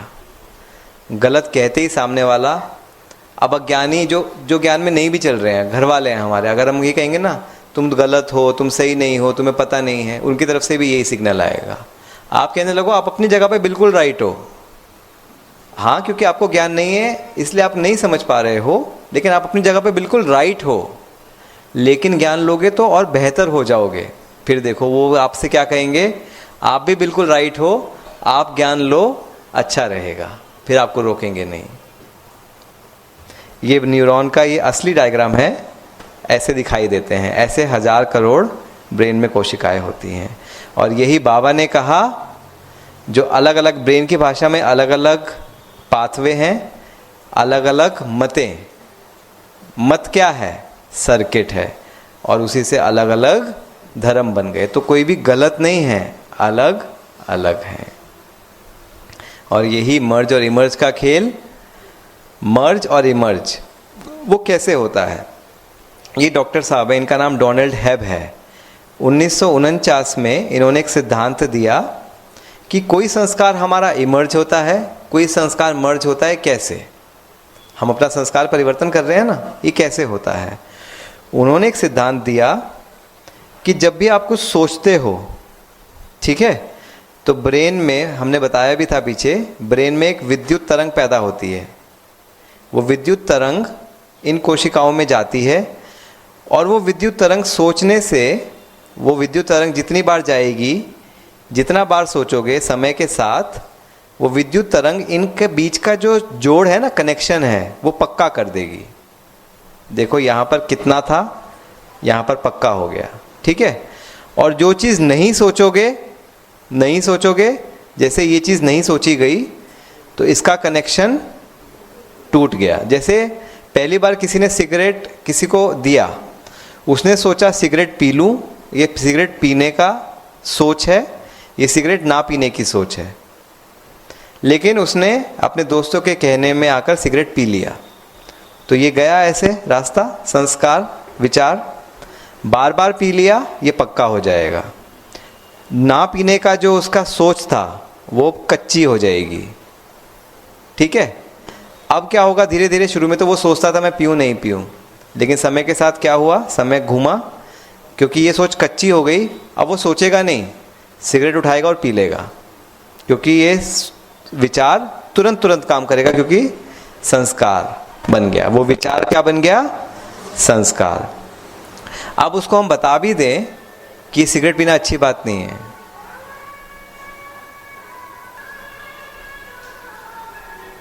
ट्रैफिक कंट्रोल चला और आज जो मुरली भी थी, मन स्वच्छ होगा, बाबा ने कहा ना मन की स्वच्छता, और आपने भी देखा मन स्वच्छ होगा तो ही बुद्धि में ज्ञान आएगा, दिव्य बनेगी। तो मन की स्वच्छता का ये महत्व है। तो संस्कार ऐसे बन जाता है। अब उसको सिगरेट बता भी दो कि नहीं पीना, लेकिन क्योंकि संस्कार बन गया है ना, तो वो अपने आप को रोक नहीं पाता और सिगरेट पी लेता है। लेकिन अगर इसको बदलना हो तो क्या करें? मानो ये संस्कार पुराना संस्कार है, ये हम नया संस्कार बनाना चाहते हैं। ठीक है, ब्रेन में संस्कार है ना, अलग अलग न्यूरॉन्स हैं, उसके हिसाब से क्या करना होगा। मेडिटेशन उसकी विधि है।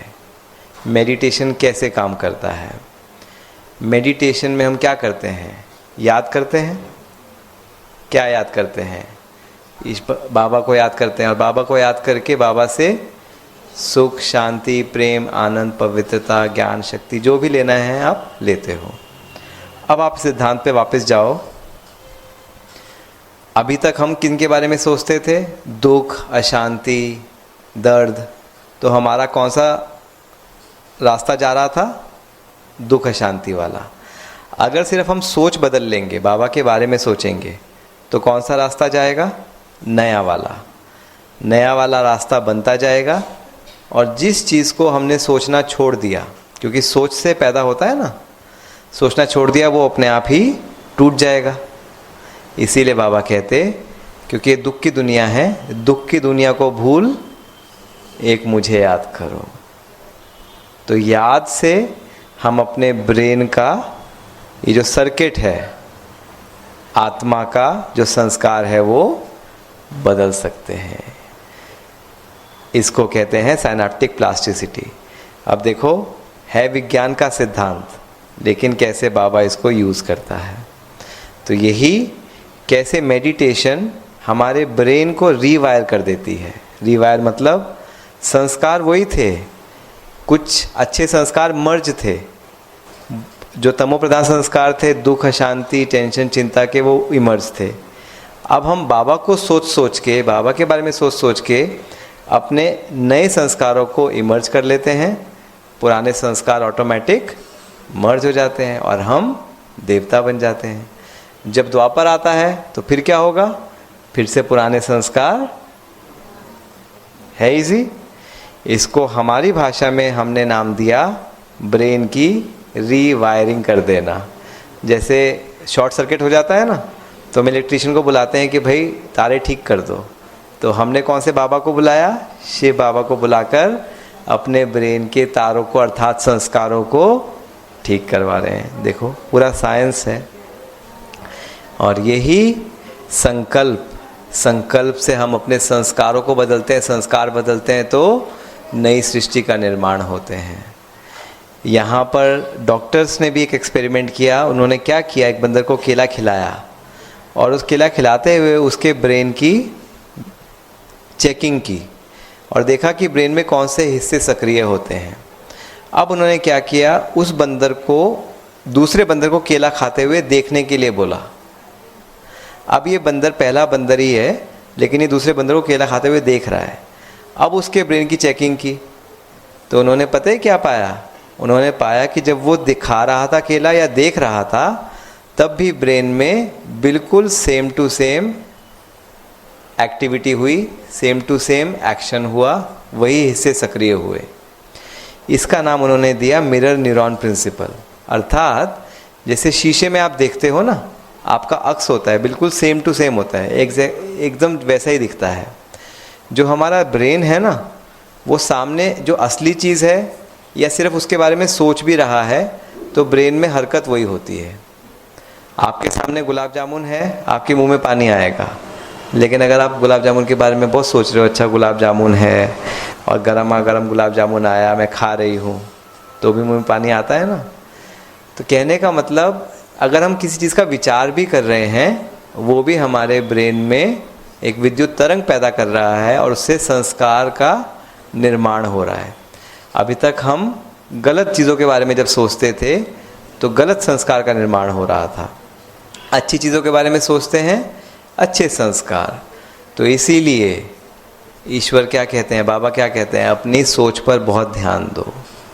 जैसा सोचोगे वैसे संस्कार बनते जाएंगे, जैसे संस्कार होंगे वैसी सृष्टि का निर्माण होगा। तो इसीलिए सिर्फ बोलना और करना सोच के नहीं, सोच कर सोचना। और ये किसके बाबा ने बताया? हमारे बाबा ने बताया। और इस लड़के का हमेशा हम उदाहरण देते हैं। ये लड़का, ये रियल स्टोरी है। ये लड़का व्यसन में फंस चुका था, कामुक विचार उसको बहुत आते थे, वो अपने आप को रोक नहीं पाता था। वो कई नीम हकीम के पास गया, कई इलाज लिया, दवाइयाँ ली, ठीक नहीं हो पाया। उसको एक सीधा सा साधारण सा उसको एक नुस्खा दिया, क्या? आप सुबह उठो और सिर्फ एक संकल्प करो, क्या? मैं एक पवित्र आत्मा हूँ, I am a pure being. साधारण लड़का, 21 दिन तक उसने जब ये संकल्प किया, संकल्प से क्या हुआ? उसके ब्रेन में संस्कार बना, क्योंकि विद्युत तरंग बनी, संस्कार परिवर्तन हो गया। संस्कार परिवर्तन हो गया, वो खुश रहने लगा। क्यों? जिससे परेशान था वो चीज़ अब उसको परेशान नहीं करती थी। ऐसे ही अगर हमारा संस्कार बन गया है टेंशन लेने का, तो हम क्या स्वमान लेते हैं? इसको स्वमान कहते हैं ना। मैं खुश आत्मा हूँ, मैं सुख स्वरूप आत्मा हूँ। दुखी रहते हैं, मैं सुख स्वरूप हूँ। पवित्रता की प्रॉब्लम है, मैं पवित्र स्वरूप आत्मा हूँ। वो ब्रेन सुनता है जो भी आप बोलते हो। और इसीलिए अगर आप बीमार भी हो या कोई कमी है, उसको बार बार माइंड में दोहराना नहीं चाहिए। अगर हम कहते हैं अरे मेरी तो शरीर बीमार रहता है, सोचते हैं बार बार, आपका शरीर और बीमार पड़ता जाता है, क्योंकि वो संस्कार बनता है और संस्कार से फिर हमारे शरीर पर भी असर पड़ता है। इसीलिए बाबा कहते हैं अगर बीमारी है भी तो भी क्या बोलो? कुछ नहीं है, ठीक हो जाएगी, उसको सकाश दो। हम तो ऐसा नहीं करते, बीमारी है और सबको बताते रहते हैं ताकि सब लोग हमारे साथ सहानुभूति करें। नहीं, आप सहानुभूति नहीं ले रहे हो। अपनी बीमारी को सिर्फ 2 लोगों को बताओ, एक बाबा को, बाबा आप मेरी मदद करना बीमारी को ठीक करने में, और दूसरा किसको बताएंगे? डॉक्टर को, क्योंकि वो इसको ठीक करेंगे। तीसरा, योग में किस किस को नींद आती है? आती है नींद? कभी कभी आती है। अब देखो क्या होता है योग में। ये पौधा भांग का पौधा है, ठीक है।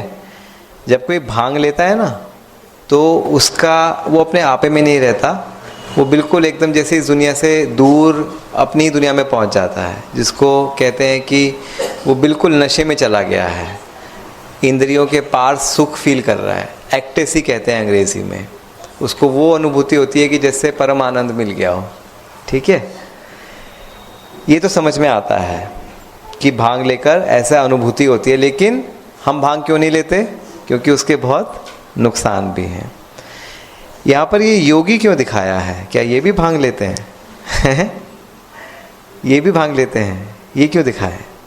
अमेरिका में डॉक्टर्स ने कहा कि मेडिटेशन वाले लोग कहते हैं कि इनको अतीन्द्रिय सुख होता है। तो देखते हैं कि ये क्या है।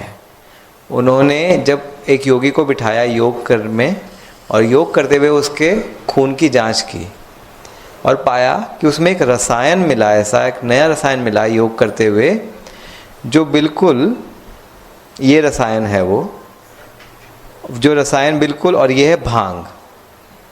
ये रसायन हैं दोनों, आप देखो दोनों एक जैसे दिखते हैं। उन्होंने देखा कि दोनों एक जैसे थे और उनका काम भी ब्रेन में एक जैसा हो रहा था। तब उनको समझ में आया कि जो असर, जो सुख भांग लेने से मिल रहा था, वही योगी को योग लगाने से मिल रहा था, ठीक है। अब उन्होंने कहा इस रसायन का क्या नाम रखें? इस रसायन का उन्होंने नाम रखा आनंदामाइड। क्या रखा? नाम जाना पहचाना लगता है, कैसे? आनंद शब्द से। उन्होंने आनंद से नाम रखा आनंदामाइड।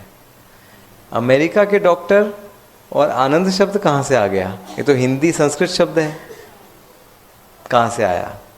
उन्होंने बहुत सारे नाम ढूंढे, उन्हें आनंद शब्द से बेहतर शब्द नहीं मिला। क्यों? आनंद वो चरम सीमा है सुख की। सुख का उल्टा होता है दुख, लेकिन आनंद का कोई उल्टा नहीं होता, निरानंद कुछ नहीं होता। उन्होंने कहा इस रसायन का नाम आनंद से बेहतर हो ही नहीं सकता। और अमाइड मतलब वो एक रसायन की रचना है, तो आनंदामाइड रखा। आनंदामाइड आपने पहली बार सुना है? पहले सुना है? मेरा लेक्चर छोड़ दो, जिसने पहली बार सुना है मेरे लेक्चर के अलावा? पहले सुना है नाम आपने? नहीं सुना है। आपको पता है इसके ऊपर 4,500 से ज़्यादा शोध हो चुके हैं। 4,500 से ज़्यादा शोध। और ये शोध पता है कौन कर रहा है? अमेरिका के डॉक्टर। क्यों? क्योंकि उन्होंने देखा इस आनंदामाइड से बहुत फ़ायदे हैं। क्या? अमेरिका में लोगों के पास पैसा तो है, खुशी नहीं है। खुशी पैदा करने के लिए वो इसका बनाने की कोशिश कर रहे हैं आर्टिफिशियल। डर, चिंता, डिप्रेशन दूर करने के लिए, याददाश्त बढ़ाने के लिए, वहाँ के लोगों को भूख प्यास ठीक से नहीं लगता वो ठीक करने के लिए, दर्द कम करने के लिए, यहाँ तक कि कैंसर को काटने के लिए, जिसको स्ट्रोक हो जाता है, अधरंग हो जाता है, पक्षाघात हो जाता है, उसको ठीक करने के लिए। और वहाँ पर एडिक्शन अर्थात लत, स्मोकिंग की, बीड़ी सिगरेट पीने की, शराब की, ड्रग्स लेने की आदत बहुत है, उसको ठीक करने के लिए बाबा क्या कहते? योग अर्थात याद से ही तुम्हारे विकर्म विनाश हो सकते हैं। विकर्म अर्थात जो हमारी पुराने आदतें, संस्कार, जो पाप करके आए हैं, अब आप समझे कैसे विनाश होते हैं। अगर साइंस से देखें तो योग से हमारे ब्रेन में ये रसायन निकलता है और वो हमारे संस्कारों को बदलने में हेल्प करता है और फिर चेंज होता है। अब नींद आएगी योग में? अगर योग में नींद आ रही है इसका मतलब आपका आनंदामाइड नहीं निकल रहा, क्योंकि आनंदामाइड तो वो खुशी देता है, अतीन्द्रिय सुख देता है। इसका मतलब आपका योग फर्जी है सही योग नहीं है। जिसका सही योग होगा, आनंदामाइड निकलेगा, वो परम आनंद की जिसको अनुभूति होगी, उसको नींद कैसे आ सकती है? मन एक बच्चे के समान है। बच्चे को अगर ज़बरदस्ती करोगे, बच्चा या तो गुस्सा करेगा, या परेशान हो जाएगा, या रोएगा। इसलिए मन को कभी भी ना तो गुस्सा करना है, ना तो खुद के मन को, ना दूसरे के मन को परेशान नहीं करना है। इसको कंट्रोल करना जैसे बच्चों को कंट्रोल करते हैं ना, उस युक्ति से करना है। कैसे? इसीलिए नेगेटिव इमोशंस, जो नकारात्मक भावनाएं हैं, क्या? गुस्सा, चिंता, वरी, डिप्रेशन, हम अगर करते हैं तो हमारा मन कमज़ोर होता है। और हमने देखा था ना, उससे बुद्धि भी काम नहीं करती। और आपको पता है इस सिद्धांत को देने के लिए ये डॉक्टर साहब को, जिनका नाम डॉक्टर डिएगो है, ये हार्वर्ड में, अमेरिका में है, इनको बहुत बड़ा मेडिकल प्राइज़ मिला। बाबा कहता है ना, प्राइज़ तो तुम बच्चों को मिलना चाहिए, पीस प्राइज़।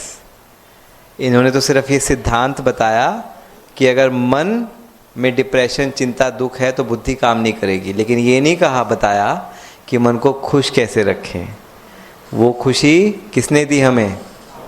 वो बाबा ने बताया कि मुझसे योग लगाओ तो तुम्हारे को खुशी का मिलेगी, खुशी का संस्कार बनेगा। किसको मिलना चाहिए प्राइज़, इनको या आपको? बाबा को।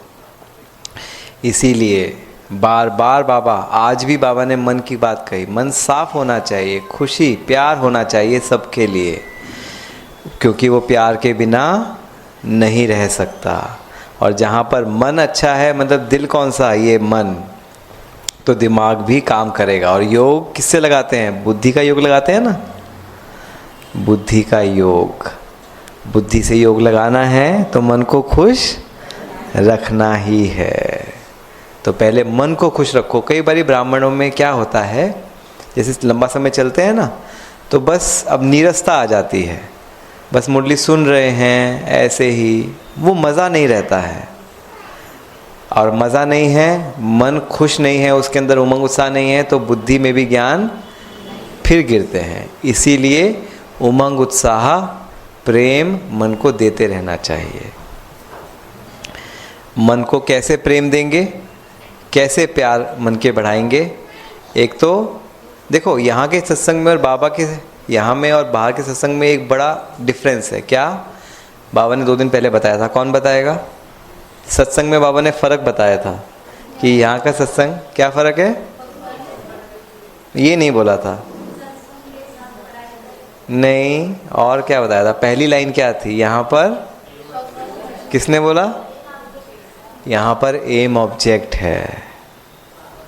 जब एम ऑब्जेक्ट होता है ना, तब उमंग उत्साह ऑटोमेटिक आता है। तो बाबा ने हमें यहाँ पर कौन सा अट्रैक्शन दिया, कौन सा हमें लोभ दिया?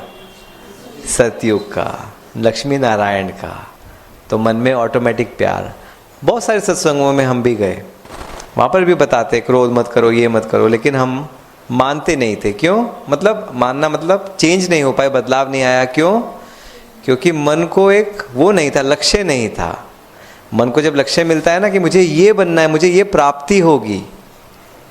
आपको कोई बताए कि देखो 2 लाख रुपए मिलेंगे, रात भर जागना, आप जाग जाओगे। और वैसे ही कहे नहीं मेरे लिए जाग लेना, आप कहोगे नहीं नहीं मेरे को सोना जरूरी है। तो प्राप्ति हमारे मन को खींचती है। बाबा ने प्राप्ति दी और खुशी दी। खुशी दी ना, मुरली में मीठे बच्चे, प्यारे बच्चे, अव्यक्त वाणियाँ। बाबा जब भी कोई जाता था सीधा ज्ञान नहीं सुनाता था, आओ बच्चे ज्ञान सुनाता हूँ। पहले बाबा टोली खिलाता था। दीदियाँ भी ऐसी तो करती हैं, पहले टोलियाँ खिला के अपना बनाती है, फिर ज्ञान सुनाती है। तो हमें भी वही करना है, हमें भी तो वही बनना है, बाप समान। तो कभी भी किसी को दुख नहीं देना, खुश रहना और खुशी दुआएं देना, दुआएं लेना। अच्छा, अब थोड़ा सा स्थूल शरीर की बात पे आ जाते हैं। कितने लोग नींद कम करते हैं? कम मतलब लेट सोएंगे और जल्दी उठेंगे। आपके लिए या सबके लिए नींद हमारे शरीर के लिए एक बहुत ज़रूरी चीज़ है। अगर ज़रूरी नहीं होता तो ईश्वर नींद या प्रकृति नींद नहीं बनाती। नींद जब हम कम करते हैं तो क्या होता है? चिड़चिड़े होते हैं, ध्यान नहीं लगता, याद में प्रॉब्लम आती है, उबासियाँ आती हैं, अजीब अजीब ख्यालात आते हैं। ठीक है? कभी आपने सोचा नींद में ऐसा क्या हो जाता है जो आप अगर कम लो तो ये प्रॉब्लम है और भरपूर लो तो फ्रेश उठते हो?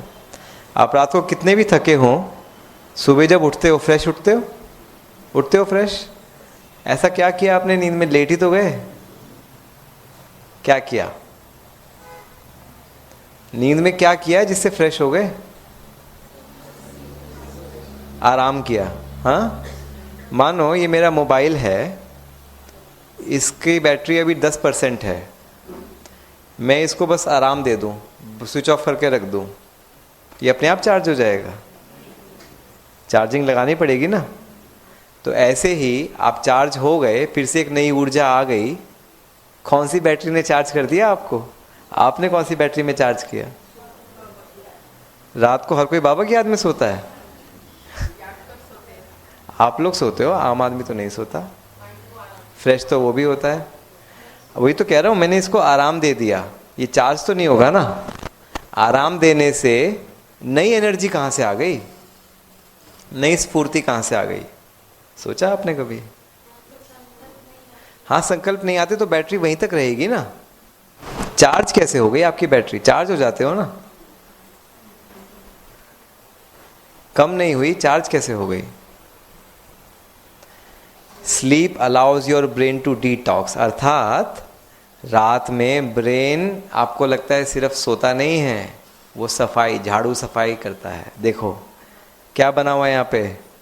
नल, कूड़े का डब्बा, झाड़ू। रात को ब्रेन अपनी सफाई करता है। जो भी दिन भर की चीज़ें हैं, दिन भर का जो भी टॉक्सिन्स, गंदगी इकट्ठी हुई ब्रेन में, विषैले पदार्थ, दूषित पदार्थ इकट्ठे हुए, उनकी सफाई करता है ब्रेन। सफाई हो जाएगी तो कैसे तरोताज़ा होते हैं? आप सुबह नहाते हो, तरोताज़ा हो जाते हो ना। ब्रेन सफाई करता है। इसीलिए नींद ऐसा नहीं है कि 6, 8, 10 घंटे कोई फिक्स है, लेकिन आपको जितने आपके हिसाब से वो करनी चाहिए। ख़ास तौर से घर में बच्चों को बताओ, जो ज्ञान में नहीं है उनको भी साइंस तो समझ में आती है ना। आजकल बच्चे कब सोते हैं? रात को मोबाइल में लगे रहते हैं। ब्राह्मण तो नहीं लगते, लेकिन अज्ञानी 10 बजे के बाद भी लगे रहते हैं। नींद प्रॉपर नहीं होती तो माइंड पर बहुत बुरा असर होता है। क्यों? क्योंकि ब्रेन अपनी क्लीनिंग नहीं कर पाता। दूसरा, अमृत वेले सब उठते हैं। अगर हमें किसी को बताना हो कि अमृत वेले का क्या महत्व है, कैसे बताओगे? क्यों उठते हो आप अमृत वेला? जैसे कल ही मैं किसी से बहन से मिला, उन्होंने कहा हम किसी भी समय कर लेते हैं, अमृत वेले ही क्यों करें? अब वो तो साइंस के हिसाब से, अगर साइंस के हिसाब से अब मुझसे कोई पूछे, मैं कहूँ बाबा आते हैं, वो कहेगा आप साइंस के हिसाब से बताओ हमें, आपका बाबा मैंने तो देखा नहीं। वायुमंडल, आपको बिल्कुल सही बात है। ऐसा देखा गया 32% उस समय में, 3 से 5 के समय में हमारी मेंटल कैपेसिटी, हमारी बौद्धिक क्षमता बढ़ जाती है। और खुद साइंटिस्ट में बैरेट, इन्होंने देखा कि उस समय में out of the box solution, अर्थात हमें ऐसे उत्तर मिलते हैं जो शायद हमारी बुद्धि के परे हैं। इन लोगों ने बोला, ये हैं ओटो लोई, बाहर के हैं, नोबेल पुरस्कार विजेता। ये रामानुजन, बहुत बड़े मैथमेटिशियन। ये मेंडलीव, इनको भी बहुत बड़ा प्राइज़ मिला, केमिस्ट्री के प्रोफेसर। इन्होंने बताया, पता नहीं, हमें नहीं पता, उस समय में, 3 से 5 के समय में हमें कहीं से कोई एक शक्ति ने बताया कि ये चीज़ आविष्कार करो। वो चीज़ हमारे सामने लेकर आई और हमने तुरंत उसको नोट कर लिया। ये उन्होंने शेयर किया। ये तो हम जानते हैं कि अमृत वेले वो दिव्य शक्ति, वो बाबा की शक्ति काम करती है। बाबा जो साइंटिस्ट हैं उनको भी मदद करते हैं साइंस में, और हमें योग में मदद करते हैं। तो इसलिए अमृत वेला मिस किया तो बहुत कुछ मिस किया। इसीलिए वो सुबह चलता है ना गीत, सोते हैं तो सोवत है तो खोवत है, जागत है तो आज से कोई भी अमृत वेला निद्रा योग में नहीं जाएगा। बाबा से योग लगाएंगे तो प्राप्ति होगी। डाइट, कई लोगों के मन में संकल्प भी आता है, क्या है, क्यों सात्विक खाएं? एक कुमार से मैं मिला काशी में, कहते बहुत अच्छा कुमार है, सेवा में बहुत अच्छा था। दीदी कहती है तो बहुत अच्छा कुमार है, बहुत सेवाएं करता है। मैंने कहा बहुत बढ़िया है, लेकिन कहती दीदी आप इसको एक चीज़ समझाओ। मैंने कहा क्या हुआ? कहते बस एक ही ख़राब बात है, वो बहुत ही पतला था, बहुत ही पतला था। कहते इसको ये नॉन वेज खाता है, मांसाहार करता है। मैंने कहा कुमार, बाबा का बच्चा मांसाहार कैसे हो सकता है? कहते नहीं, इसको डॉक्टर्स ने और सब ने कहा कि उसमें प्रोटीन बहुत होता है, तो तुम्हें शरीर बनाना है तो मांसाहार खाओ। तो इसलिए उनकी बातों में आकर, क्योंकि बहुत ही पतला था वो, सब उसको अच्छा नहीं लगता था, तो वो खाने लगा। मैंने कहा देखो बाबा तो मना करते ही हैं, लेकिन आपको विज्ञान बताता हूँ मैं। ऐसा विज्ञान भी पहले तो सिर्फ होम्योपैथी मानता था कि पेट से सब समस्याएं शुरू होती हैं, एलोपैथी खाने पर इतना नहीं मानता था, लेकिन अब एलोपैथी में भी ऐसा माना जाता है जो आप खाते हो, पेट में जो जाता है उससे रसायन जो पैदा होते हैं वो सीधा ब्रेन को जाते हैं, और जैसा आपका रसायन होगा वैसा ब्रेन की हेल्थ होगी, ब्रेन का स्वास्थ्य होगा। तो जैसा अन्न आपने खाया वैसे रसायन पैदा होंगे और वैसा ब्रेन पर असर पड़ेगा। देखा गया कि जो लोग नॉन वेज, मांसाहार या प्याज लहसुन ये खाते हैं, उनका ब्रेन जल्दी कमज़ोर होता है, उनको पार्किंसन रोग ज़्यादा होता है, भूलने की बीमारियां ज़्यादा होती हैं। और जो सात्विक खाते हैं उनके रसायन अच्छे निकलते हैं और ब्रेन भी हेल्दी रहता है, स्वस्थ रहता है। हमें यहाँ पर क्या सिखाया गया? जैसा अन्न, आज साइंस इसको मान रही है कमाल की बात। सिर्फ कैसा भोजन, अब कई कहते हैं कि ठीक है सात्विक हम खा रहे हैं, जैसे बाहर जैन फूड हमारे दोस्त भी कहते हैं ठीक है हम आपके उसमें प्याज लहसुन नहीं डालेंगे, आप खा लेना, सात्विक खाना है ना। हमने कहा नहीं, वो पवित्र आत्मा ने नहीं बनाया। कहते हैं उससे क्या है, सात्विक ही तो है, आप प्याज लहसुन नहीं खाना चाहते मत खाओ। अब आप देखो, ये डॉक्टर साहब हैं मसारू इमोटो, जापान के। इन्होंने एक एक्सपेरिमेंट किया। उन्होंने क्या किया, एक पानी को लिया और उसको 3 ग्लास में डाल दिया और तीनों ग्लासेस को अलग अलग वाइब्रेशन दी 1 महीने तक। पहले ग्लास को वाइब्रेशन दिया थैंक यू का, धन्यवाद का, कि आपको धन्यवाद है, आप मुझे जीवन शक्ति देते हो, आप बहुत अच्छे हो। दूसरे पानी को ईविल का, बुराई का, आप गंदे पानी हो, सड़े हुए पानी हो, सड़ जाओ, बेकार हो, अच्छे नहीं हो। तीसरे पानी को प्रेयर का, पूजा, जल देवता, आप तो बस आपको क्या कहें, आप तो बिल्कुल देवता हो, ये पूजा की उसकी 1 महीने तक। ठीक है। 1 महीने बाद उन्होंने देखा तीनों पानी कैसे हैं। कहते तीनों पानी एक जैसे दिख रहे थे। उन्होंने कहा ये बेकार की बातें हैं, वाइब्रेशन नहीं होता। फिर उन्होंने इलेक्ट्रॉन माइक्रोस्कोप, दूरबीन, जो स्पेशल तरह की, जांच किया उस पानी को और उसके अणुओं को देखा। आप खुद देखो, ये रियल फोटो है। जिसको धन्यवाद के वाइब्रेशन दिए थे उसका अणु कैसा था, बढ़िया। जिसको बुराई का, खराब का वाइब्रेशन दिया था उसका अणु टूट गया। बाहर से सेम दिख रहा है पानी, लेकिन अणु खराब हो गया। और जिसको प्रेयर, पूजा की थी, बिल्कुल मंदिर जैसा उसका अणु बन गया। ये रियल फोटो है। कहने का मतलब वाइब्रेशन सूक्ष्म स्तर पर काम करता है। इसीलिए हमारे बाबा ने क्या सिखाया, पानी को, भोजन को चार्ज कर कर पियो, उसमें सूक्ष्म शक्ति भरेगी। भोजन बाबा की याद में बनाओ, याद में खाओ। है विज्ञान, विज्ञान अब मान रहा है। ठीक है। काम विकार, ये सबसे बड़ी चीज़ है। काम विकार के बारे में हम तुरंत बताते भी नहीं है, नहीं बताते ना। कहते हैं साइंस तो कभी मान ही नहीं सकती, विज्ञान कभी मान ही नहीं सकता कि काम एक विकार है। आज आपको बताते हैं साइंस क्या कहता है। साइंस ने देखा ये एक नॉर्मल ब्रेन है, भरपूर। ये एक ब्रेन है जो ड्रग्स लेता था, नशीले पदार्थ लेता था, तो उसका ब्रेन कैसा हो गया, खोखला। जैसे दीमक लकड़ी को खाती है, ऐसा खोखला हो गया। और ये पता है किसका ब्रेन है, मस्तिष्क है, जो कामी व्यक्ति था। दोनों में कोई फर्क नहीं है। जैसे लकड़ी को दीमक धीरे धीरे खाती है, काम विकार ऐसे ही ब्रेन को खाता है। और देखिए, ये रियल ब्रेन का स्कैन है, असली ब्रेन का स्कैन है, स्पेशल स्कैन है। ये नॉर्मल व्यक्ति का ब्रेन है, ये कामुक व्यक्ति का ब्रेन है। पीतांबरी, पीला रंग विष्णु का रंग है ना, अच्छा मानते हैं। और विष का रंग क्या होता है, नीला, नीलकंठ होता है ना। तो जितना नीला होगा उतना खराब। आगे का हिस्सा ये है, बुद्धि का हिस्सा दिखाया था ना, फ्रंट का, ये बुद्धि है। आप खुद देखो, इसमें पीला कितना है और इसमें पीला कितना है, आप खुद समझ जाओगे, कहने की ज़रूरत नहीं है। जो कामुक व्यक्ति है उसका जो फ्रंट का ब्रेन है वो सिकुड़ जाता है, श्रिंक हो जाता है, बुद्धि नष्ट भ्रष्ट हो जाती है। जो बाबा ने कहा, काम विकार में गया, बुद्धि नष्ट भ्रष्ट हो गई, ये साइंस कहती है। लेकिन क्योंकि तमो प्रधान दुनिया है, कलयुग है, ये जानकारी सबके सामने बाहर नहीं आ पाती है, ये छुपी हुई है साइंस। तमो प्रधान जो शक्तियां हैं, ताकतें हैं, वो इस जानकारी को, इस ज्ञान को बाहर आने नहीं देती। अमेरिका में एक डॉक्टर हैं, डॉक्टर मरियम ग्रॉसमैन, लेडी हैं, महिला हैं, माता हैं।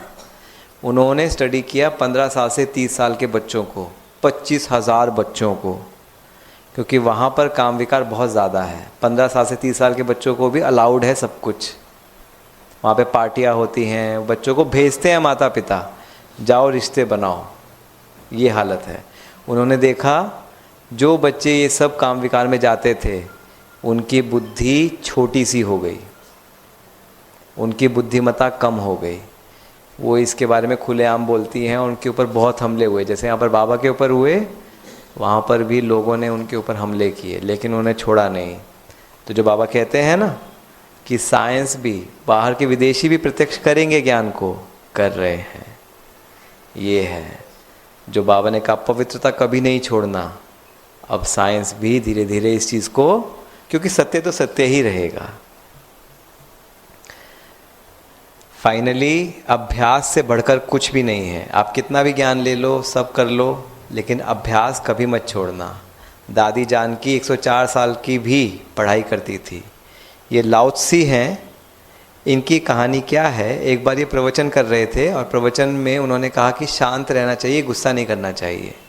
सबने कहा सत्य वचन महाराज। सब चले गए।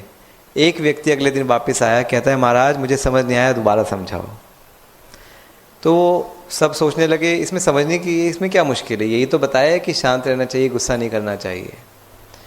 फिर भी महाराज ने कहा कोई बात नहीं, बच्चा आया तो समझा देता हूँ। समझा दिया। वो तीसरे दिन फिर आ गया, समझ नहीं आया, समझाओ। चौथे दिन फिर आ गया। अब सब लोग कहते क्या है तुम्हें समझ नहीं आता, इतनी छोटी सी बात ही तो है। लेकिन महाराज ने कहा कोई बात नहीं, बच्चा है, कोई बात नहीं। 21 दिन तक रोज वो व्यक्ति आया। 21 दिन तक सबको आदत पड़ गई है, ये तो इसकी आदत हो गई है आने की, ऐसे ही टाइम पास कर रहा है। 22वें दिन नहीं आया वो। अब जो चेले थे महाराज जी के, अब उनको हुआ ये क्यों नहीं आया। तो महाराज जी ने कहा चलो देखते हैं। जाकर घर गए उसके, वो सामने बैठकर आराम से चाय पी रहा था। कहते भाई तुम 21 दिन तक तुम आए, आज नहीं आए, क्या बात हो गई, क्या हो गया भाई, तो हमें तो तुम्हारी आदत हो गई थी।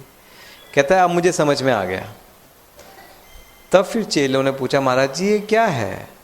तब महाराज जी ने समझाया, आपको पता है उस दिन जितने भी लोगों ने सुना, उन्होंने सुन तो लिया, जान तो लिया, लेकिन अपनी लाइफ में इम्प्लीमेंट नहीं कर पाए, धारणा नहीं कर पाए। धारणा नहीं है, केवल ये वो व्यक्ति है जिसको धारणा हुई है। वो एक्चुअली क्यों आता था, क्योंकि अभ्यास, वो बार बार उसको सुना, उसने बार बार किया। देखा था ना हमने वो सर्किट, वो संस्कार बनाने के लिए बार बार वो संकल्प उसने रोज सुना। इसीलिए रिकॉर्ड है, कोविड आ जाए, कोरोना आ जाए, कुछ भी आ जाए, पहाड़ टूट पड़े, बाबा की कोई भी मुरली मिस हुई है? नहीं हुई है। बाबा रोज पढ़ाता है। लेकिन क्या हमारा ऐसा रिकॉर्ड है कि हम मिस नहीं करते? धारणा उसी की होगी, उसकी नहीं जिसका बहुत IQ दिमाग बहुत बड़ा है, बहुत शानदार दिमाग है। नहीं, धारणा उसकी होगी जो अभ्यास करेगा रोज। चाहे आप एवरेज भी हो, सामान्य भी हो, लेकिन रोज मुरली सुनते हो, रोज अमृत वेला करते हो, आपकी धारणा पक्की होगी। तो जिसकी धारणा कच्ची है और वो कहे मैं रोज अमृत वेला करता हूँ, मैं रोज मुरली सुनता हूँ, गलत कह रहा है। मान ही नहीं सकते, हो ही नहीं सकता। 21 दिन किसी भी संकल्प को बदलने में, संस्कार को बदलने में लगता है, इसलिए 21 दिन का नियम बोला जाता है। तो आज की मुलाकात यहीं समाप्त करेंगे। सभी को बहुत बहुत ओम शांति।